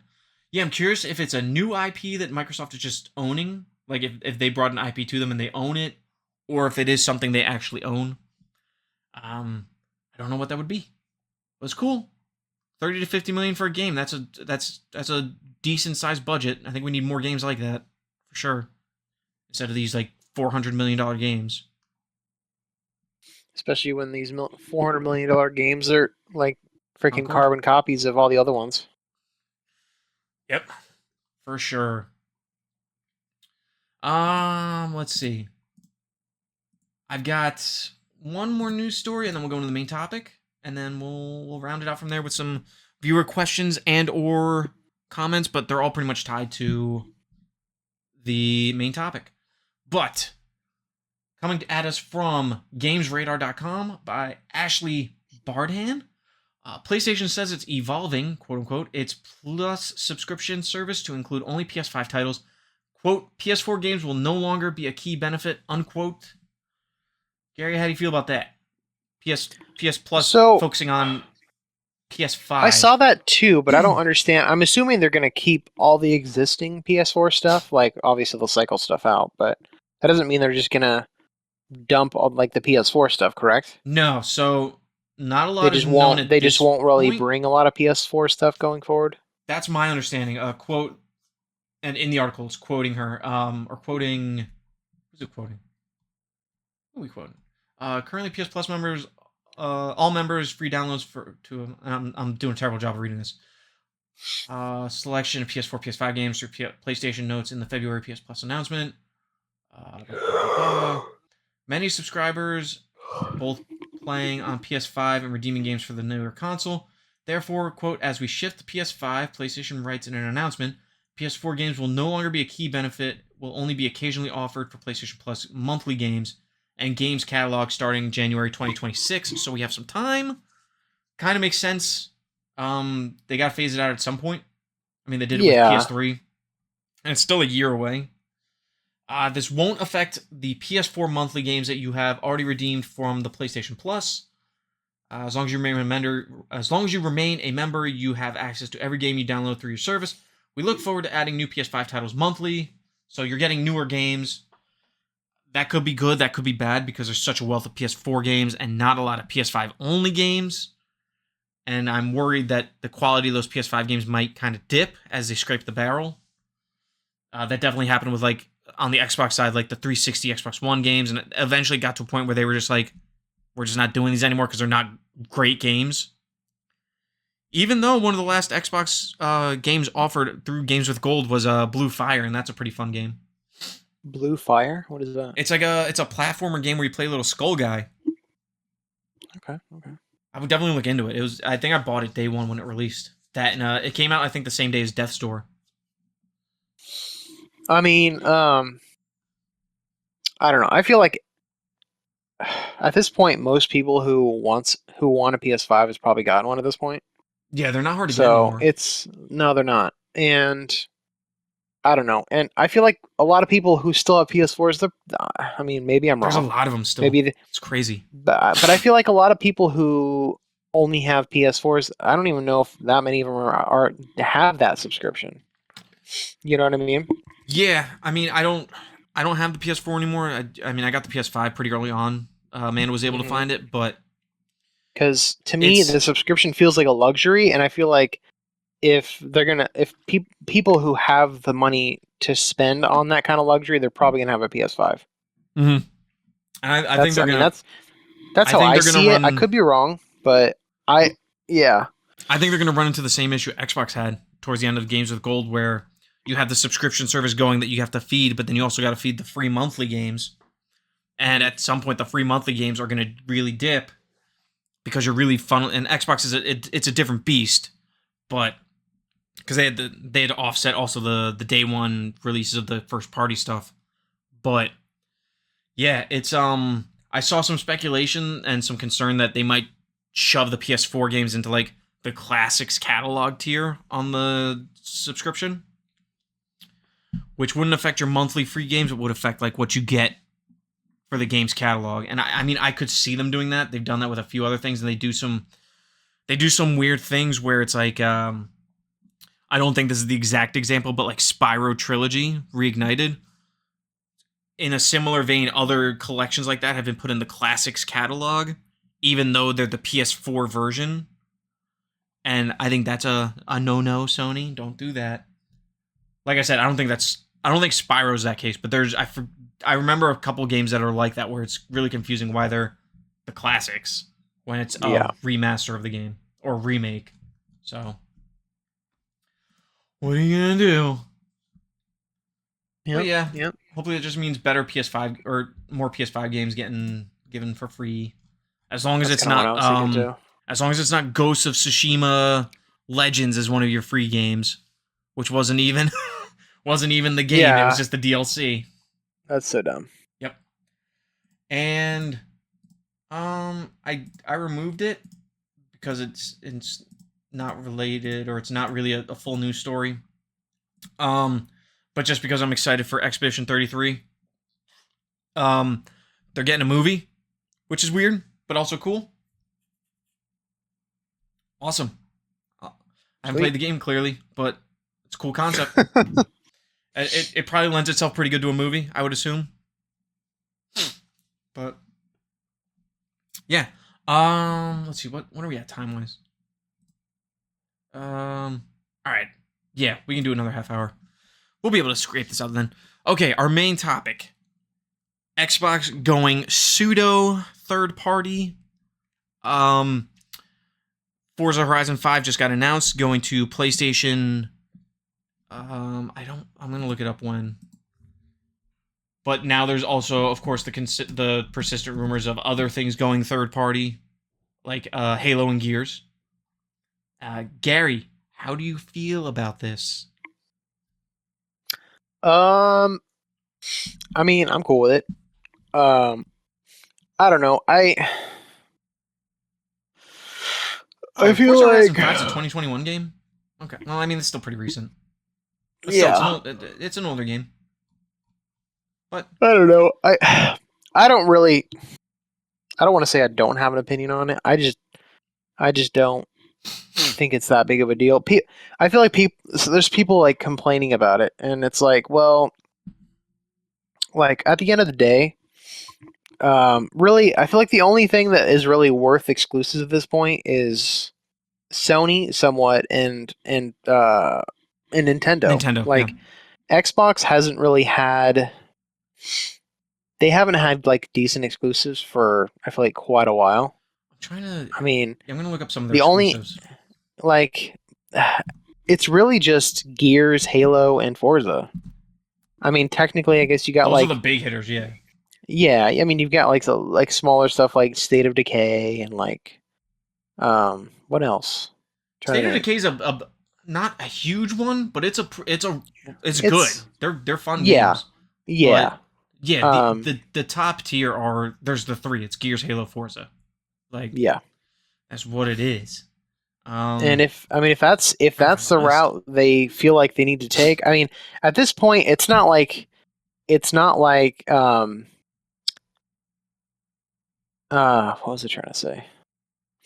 It's not like they need that competition to make better games, because I mean, obviously that's the main selling point. Other than, hey, these exclusives are on my console. Buy this console. Like, having healthy competition is always good, because otherwise they get lazy and they don't make quality stuff anymore.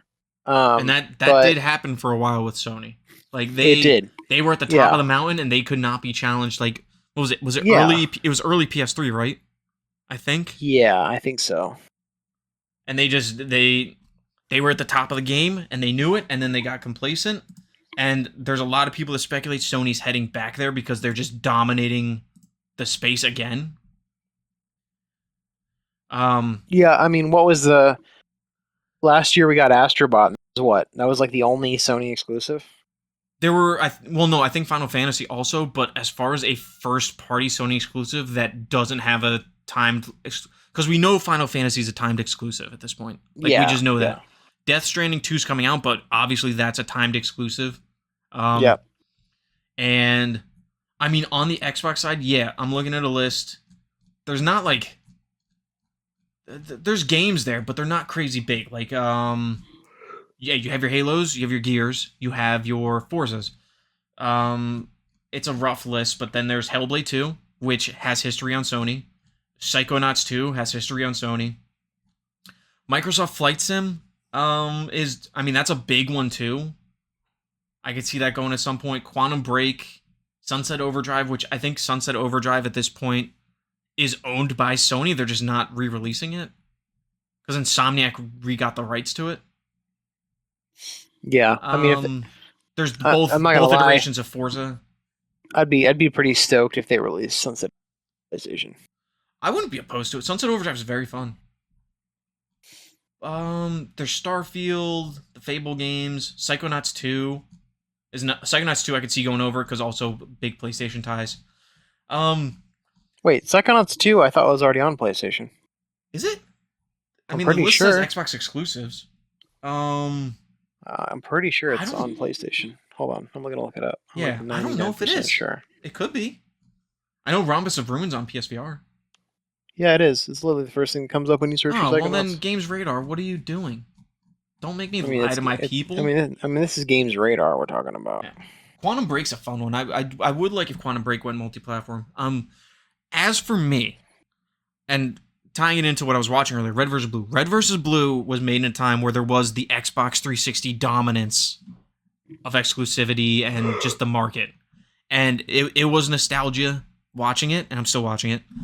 It reminded me like, oh, this was simpler times where both Sony and Microsoft they were doing very well in the console space, even if one was leading at a certain point and then they switched over. And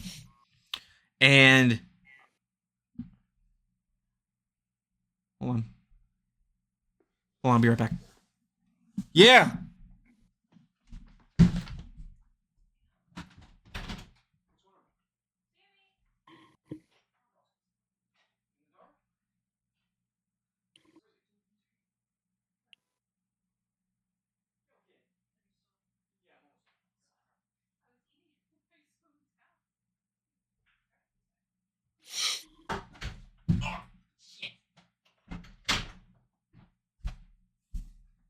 Oh my god.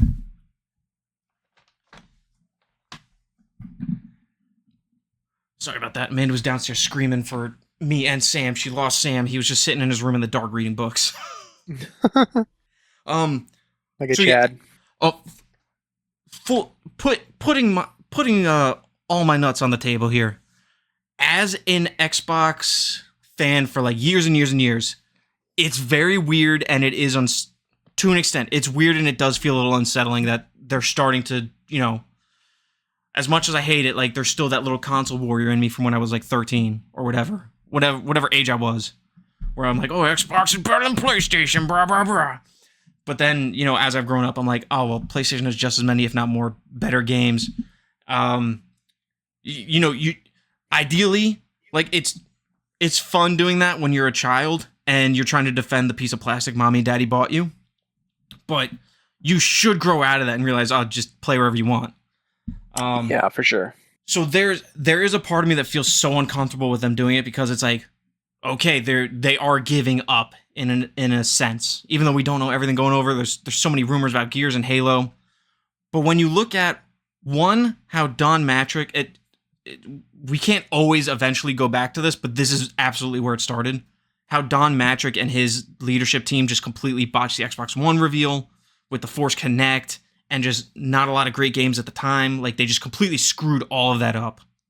Like, yeah. That first reveal where they're like, watch your TV, do this or this or this. And I kind of bought into that and I was like, oh, well, for me at least, I was like, well, the games will be there. It's cool seeing all this other stuff it's going to be able to do. And the naming convention made sexy Xbox One because it was all in one, whatever. But then it was just fumble after fumble from there. And it screwed them to where we're still feeling the effects where it's like, well, now Sony's dominating that's where it kind of all started. Mhm. And then, so yeah, there's a part of me that's like uncomfortable with it, but at the same time, like just understanding the business aspect. Well, one, they have Game Pass now. That's a big thing, but it's very expensive. So, and they're burning money on it. So what are they going to do? Well, one, they bought Activision, and Activision has Call of Duty and all this other stuff. So now Microsoft's making a lot more money. And also, when you see this other market that's like, I don't know, it's what is it? It's 80%, right? I think was the one that they revealed, the number they revealed in like maybe the court hearings with Activision Blizzard. I'm not sure. PlayStation's like 80, I think 80% of the market is PlayStation. You're absolutely foolish, and higher ups at Xbox know, or Microsoft know that. They're like, look, you spent $70 billion on these acquisitions. There's 80% of the market you're just ignoring. You have to go over there and, extract that value.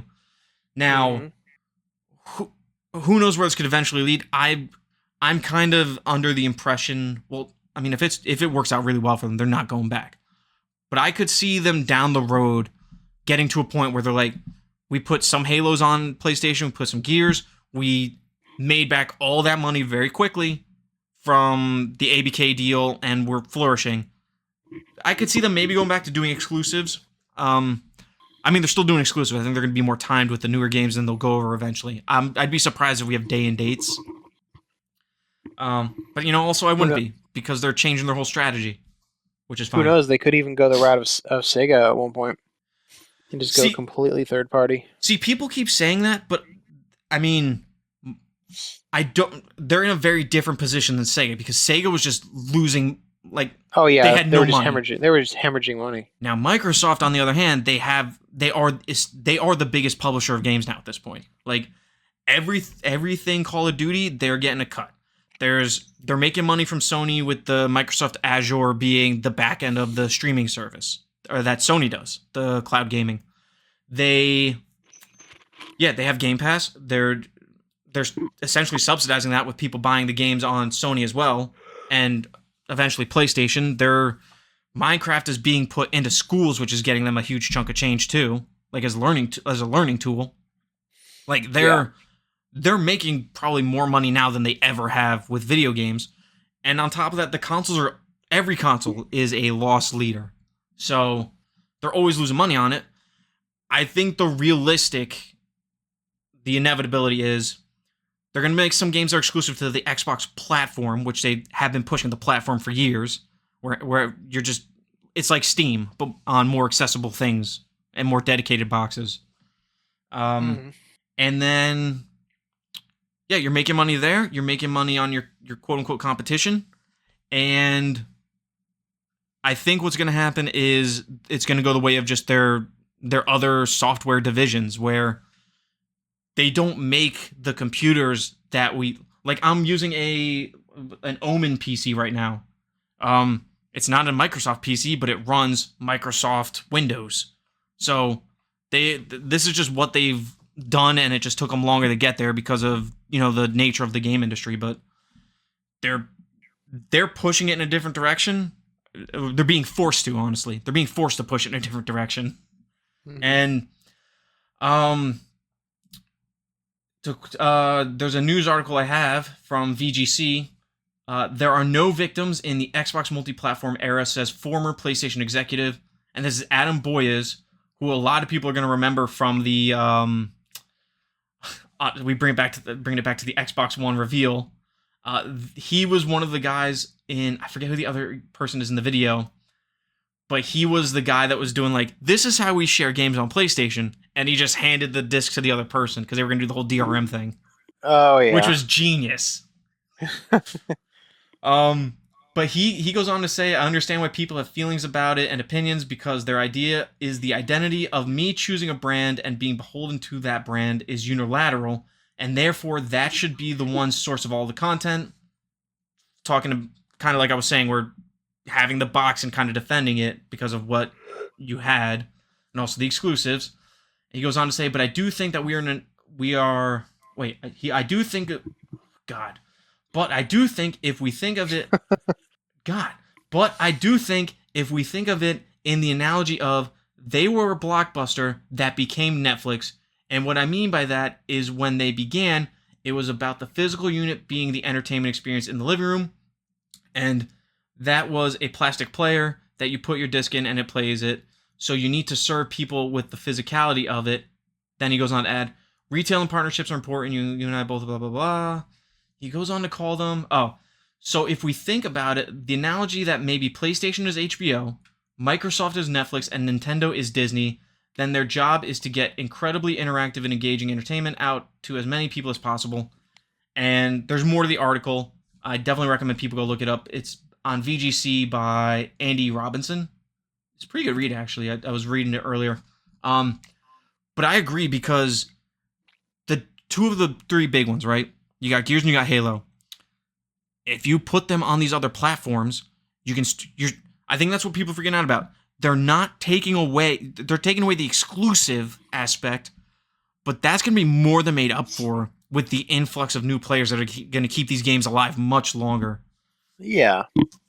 Which is, I mean, what you need. And Microsoft's going to make a shitload of money, and they're going to be able to pump that into more game development, better games, better acquisitions for Game Pass. It's all a whole incestuous cycle of money coming in and throwing it wherever in Microsoft they want.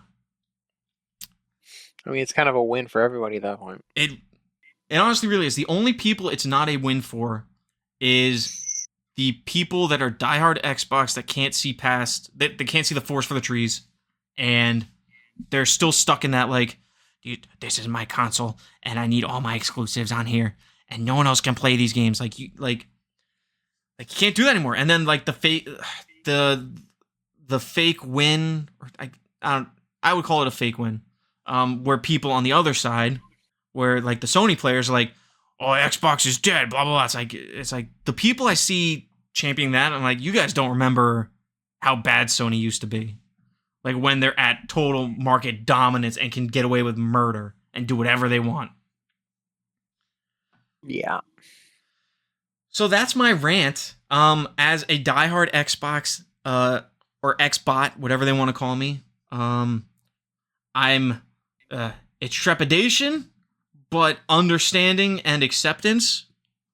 So, yeah, I mean, you're not an Xbot because you see the bigger picture. Yeah. I appreciate that, my guy.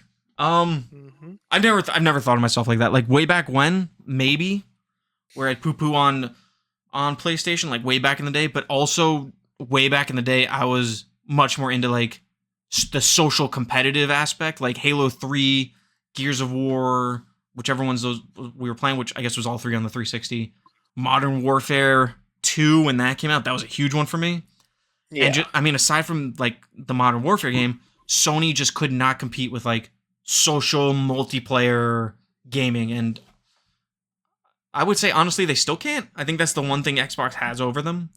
I don't think they don't have like a social multiplayer game, right? I don't, because most of their and I mean it's still great, but it's all single player stuff. I don't think they had Killzone for a while, but that got ironically killed.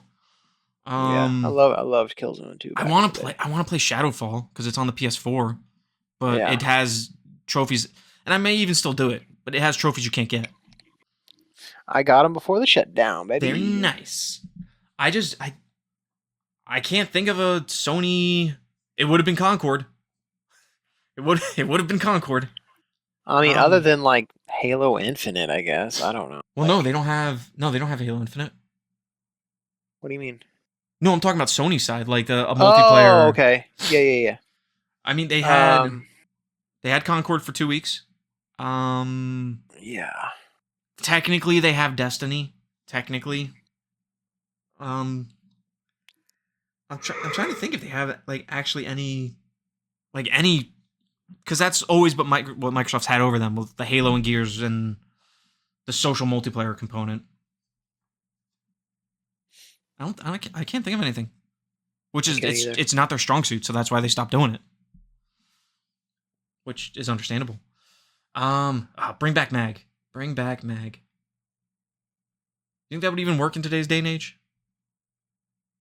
Mm, Massive action game? Because at the time it was like mind blowing. Because yeah, I you don't think I had, ever even played it. I never did either. But I'm just like, wow. I'm like, wow, 200 players on a map, and then like now looking at it, I'm like, that Golly. sounds. Looking at it now, it's like I already played Battlefield, whatever, big team matches with vehicles just destroying me out of nowhere, and I'm running around with a gun. Like I don't want that anymore. Yeah. Um, but Gary, do you have? Well, I look up the viewer questions and some comments. Do you have anything to add? I know I kind of rambled a lot there. Um, not really. I do have a viewer question on my side from Jason, though. Oh, okay. Kind of ties into the console wars and Let stuff. me pull up the picture that I have. I think it was he asked about it last week. Mhm. Oh yeah, okay, that's the one we didn't get to, right? Yeah. Nope, that's not it. That's not it. That's not it. Here we go. From the Portland Kevin. Um, 10 years ago, I never would have guessed that an Xbox promo video would include PS5 in it. For someone, well, first of all, PS5 wasn't around 10 years ago, so. Um, for Smart someone who ass. doesn't have an Xbox, it's very exciting. Does it seem like a good move for Microsoft to become a pseudo third-party publisher? We, I mean, more so me, but we kind of already covered that. Where it's, yeah, for them, it's good for their business. Mm-hmm. It's ultimately good for their brand because the alternative is to just fade away and I mean, there is no alternative. Like, I don't think I can't. What would it be at this point? Because the Nintendo's not a threat to Sony anymore. If Xbox went away, there's literally no competition for Sony at this point. So everything would just end up on Sony, and then they're technically not a monopoly, but then they basically would be because they'd have whatever percentage of the marketplace that Xbox had compared to Nintendo. But that it's like, and I mean, with the Switch 2, it's going to be able to run like PS4, Xbox One games, allegedly. But like, if we just stopped now and we just had PS5, Xbox One, or Xbox Series, whatever, and then the Nintendo Switch, like those games aren't going to Switch. So it would be just one box, and then it would just legitimately be a monopoly in gaming. Yeah, So, and I mean, monopolies are good for no one aside from the company that's monopolizing everything. Exactly. So, I mean, ultimately, it's good. It's going to get Microsoft more money, clearly. It's going to get Sony more games. The player bases for Microsoft games are going to expand, like, insanely. Like, Halo Master Chief Collection, which, judging by the state of the Master Chief Collection now, I don't know if it's going to be the same exact collection. I think multiplayer might not be a thing in it, which would be weird. Just because there's like when you say multiplayer, like any multiplayer, or there's just PvP. So I think I was listening to Sacred Symbols, and I think Chris Reagan was talking about it. The Master Chief Collection is like riddled with hackers to the point where, like, I think some people are getting their accounts banned because of things that the hackers are doing to people that are just hopping in lobbies with them. Like Do they not have? It's really messing with like. They don't have like any what's the thing I'm thinking of? Like, you know how like PC games that you can play online, they normally have some kind of like what the hell is it called? Custom games? To prevent No, or anti-cheat? Wait. Anti-cheat. Yeah. They might, but I think since they stopped supporting it because they've been moving on to other, like, they got it to a good point, but then it's just like it's the same with what is it? Call of Duty World at War and older Call of Duty games. Just after a certain point, it's like the player count is probably so low comparatively to like how much it would take to upkeep it that it's just like I see. It's just like, here, just take it. So Yeah. I'm kind of in the suspicion that, we'll say the MCC goes to PlayStation, it'll be custom games, Forge, just no competitive online. At least maybe it'd be weird if there was no crossplay. I don't know if it's going to be like an exact 1-for-1. It'd be weird because it would take them a lot of work to get it all sorted out. Unless they just did like a hard reset, which maybe they do. I mean, for 80% of the marketplace, maybe you do that. Yeah, no crossplay would be a huge mistake. But yeah, ultimately, it's like I've said, it's a weird transitional period, but I think it's a win for everybody. Much like Adam Boyes is saying. Going off of that, I did ask a couple other Discords I'm in what they thought about it, and Dub D Woo. Okay, his name was something else before. It's Dub D23 is his name.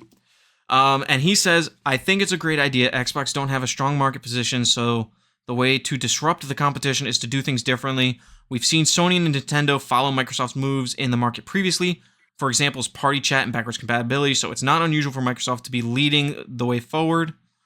Games going over to the other consoles will not only remove barriers for consumers to play, which is good for us, the gamers, but also bring in more people to the communities of these games, extending their multiplayer lives, assuming they have crossplay, which I'd be shocked if they don't, and increasing the chances of sequels and new projects going to Xbox Studios. Most of the arguments I've read, I hear about the console itself becoming irrelevant, but he says, but I ain't gonna be paying $70 to $100 for something I can get on Game Pass, which I get for free, and I certainly ain't gonna be stumping up for graphics cards and learning how to upgrade shit and fix shit on a PC. I want plug and play. Very solid point. And I believe he also went on to say, oh no, it was in the Trophy Talk subreddit where they were talking about, I think I brought up the whole competition thing, and someone said something like, yeah, since they're so dominant right now, that's why we have a $700 PS5 Pro. And then I responded, yeah, and remember when the PS3 launched for $600 and they said it would be our honor to get a second job to afford it. Jonah was another comment. He said, my take is that even though it'll harm Xbox competitively, I think it's pro-consumer move overall and welcome the end of exclusives. To be perfectly honest, I don't think any Xbox exclusives are really good enough to be system sellers. I think its strongest point right now is Game Pass, and you get much easier access to their first-party games by being in the Xbox ecosystem. I don't think it's nearly as big and scary as some people have been making it out to be. And the last comment that I see is from Six. I'm not sure. They say, I think it's fine. It's good for good for games because they'll have more players.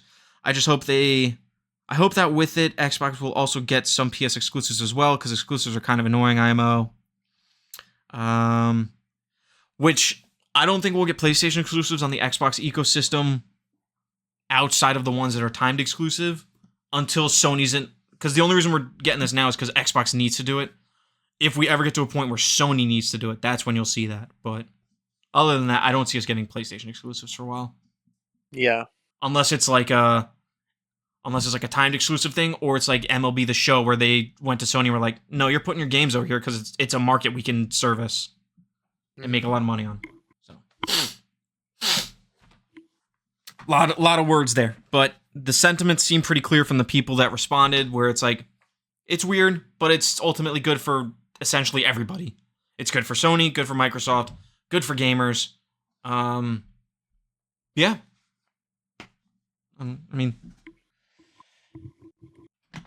Yeah, it is good. It's very nice. Yes, and you said Jason had a question, my sweet boy Jason. Yep, your sweet boy. Also, okay, I'm still eating those gummies from last week. They're a little harder. They would have been. That's what she said. Mm-hmm. They would have been long gone in my house. I would have fucking eaten them like a day or two. Mm-hmm. Let's see. So he's asking what we think it means as far as the console wars and whether or not we think we'll miss them, or if they were even good to begin with. If we'll miss the console wars, or if we'll miss the exclusive aspect? He just said the console wars, so I mean everything tied to that. The console wars were always dumb. Yeah. Sony and Microsoft I think that was just a marketing tactic. Oh, it absolutely was. Even when Phil said that they lost the war, I don't think he was framing it in a way where it was like a taken seriously thing, but just in like the concept and overall. I mean, they know what gamers are saying and they know what they do. Like, he's a gamer too. It's more of like a tongue-in-cheek comment. Yeah, like, and it's more of like a simplifying thing. Kind of like how people Yeah. say woke to like explain a bunch of dumb things. But God, I hate that term. dude, woke and DEI have just been like so. It's whenever someone uses it now, it's like, all right, you're just using a blanket statement because you can't exact your actual point. But it's like the console war is similar to that, where it's like Sega and Nintendo had a console war. This was more like this was definitely more just like a marketing thing. Like, I think those are really the only, in my opinion, I feel like those are the only consoles that really ever like you could even really classify as a console. Mhm. Like the those you saw those all those commercials back in the day, right? Like that shit was aggressive. It was hilarious. Like they would straight up call out. Sega does what There was, Nintendo don't.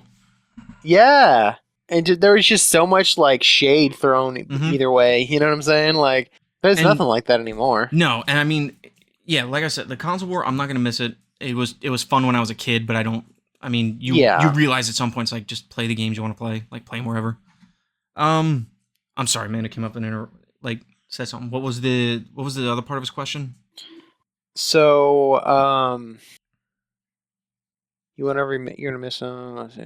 Were they even a good thing to begin with? I mean, they were good in at least for the Xbox PlayStation side. They were good in the sense that they forced them to, you know, be more pro-consumer. Like we would not have Game Pass without the perceived console war, which in turn we would not have the new PS Plus. And Game Pass has just been, at least for gamers, has been nothing but a positive. Some developers say it's good, some say it's bad. But without the quote-unquote console war, we would not have a lot of the good things we have now. So in some sense, they were good. As far as like the toxic fan base thing, where people just cannot figure out that, you know, the other box of plastic is just as good as the box you have. It just plays different games. I mean, most of it all came down to preference anyway. Like, if you don't like the interface or you don't like the controller, which at least in the Xbox 360 era, like the PS3 controller was a Fisher Price controller as far as I'm concerned. Dude, like speaking of that, like quick side tangent. Or Have if you you don't like gone the back? placement of the control sticks. That's it. Have you gone back and tried the DualSense 4 after or the DualShock 4 after using the DualSense? I don't like it as much, but it's still not a bad controller. They feel horrible now. Like I've gone back and tried to use a PS4 controller, and they feel like dog shit compared to PS5. Similarly, I've played the 360, and the 360 is generally, I feel like a lot of people consider it like one of the best controllers. I don't like the way I don't like the way it feels anymore. Yeah, I think the newer Xbox One controller is super good. Yep, and it's same with the DualSense. Like they're like I can interchange between the two, no problem. Me too. I also think the problem is the 360 controller I have is the Gears 3 one, and it's like a real glossy finish. It's not like a matte finish. Which I prefer. Yeah, so it's yeah, so it feels a little weird. When you I also have have all that hand sweat, you know. Yep. I also have the MCC like joystick grippies on top of it, so there's little Master Chiefs. So just because I don't like the control stick, it's like it's secondhand. So yeah. So yeah, I'm being told that time is running out. No worries. I'm just gonna add real quick. Was that everything for Jason? Yeah, okay. I'm just gonna add. I kind of agree with everything you said. I think the console wars were important for keeping them competitive. Mm-hmm. We probably wouldn't have certain franchises or certain how do I want to say it? We definitely wouldn't have certain IPs, certain franchises, and certain features that we really like now. Yeah, I was gonna say in certain. God, my brain's like on autopilot right now. Certain new, I guess features is a good way to say it. I was trying to think of a different way of saying it, but yeah, I think it was healthy. I think it's at this point in time. I kind of agree with what you were saying before. It's kind of overplayed, like it's maybe overrated. I don't know if that's the right word or not. But the only unhealthy aspect was just the fan engagement with it.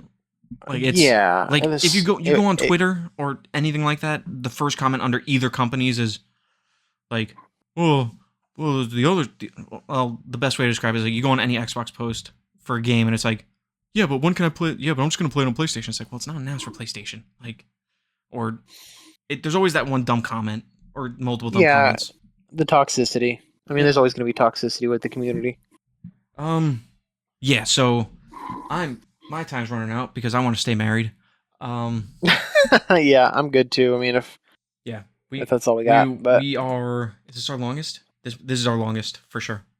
yeah. Yeah, we're gonna give Sammy a bath. Trying to Oh, think anything coming up this week. Let's bang out a way out. Let's get it off my bookshelf.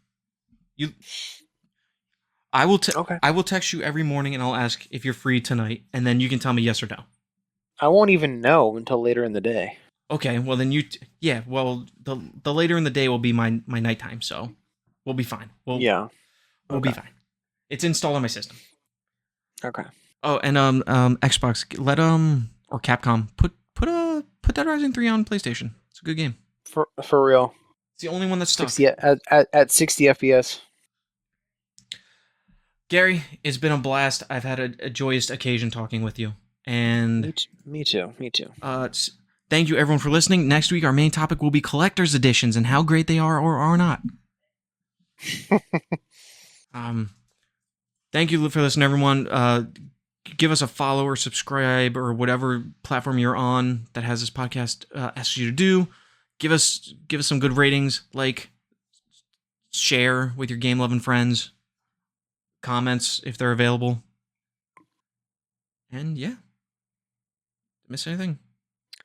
I don't think so. Do we wanna drop socials or anything like that? I'm Smackerly on Blue Sky. That's pretty much the only one I still use. I'm pretty much the Sly G Cooper on everything. Mhm. Aside from Xbox, it was too long, so it's only it just there's no it's just Sly G Cooper. So Yeah, yeah, I'm literally Smackerly hit, on everything. So hit us up, send us a message. yep. Let us know if Reach you out. like it, or also comments, feedback is always appreciated. Mm-hmm. Let us know how we're doing, what else you want to see, or what we need to fix.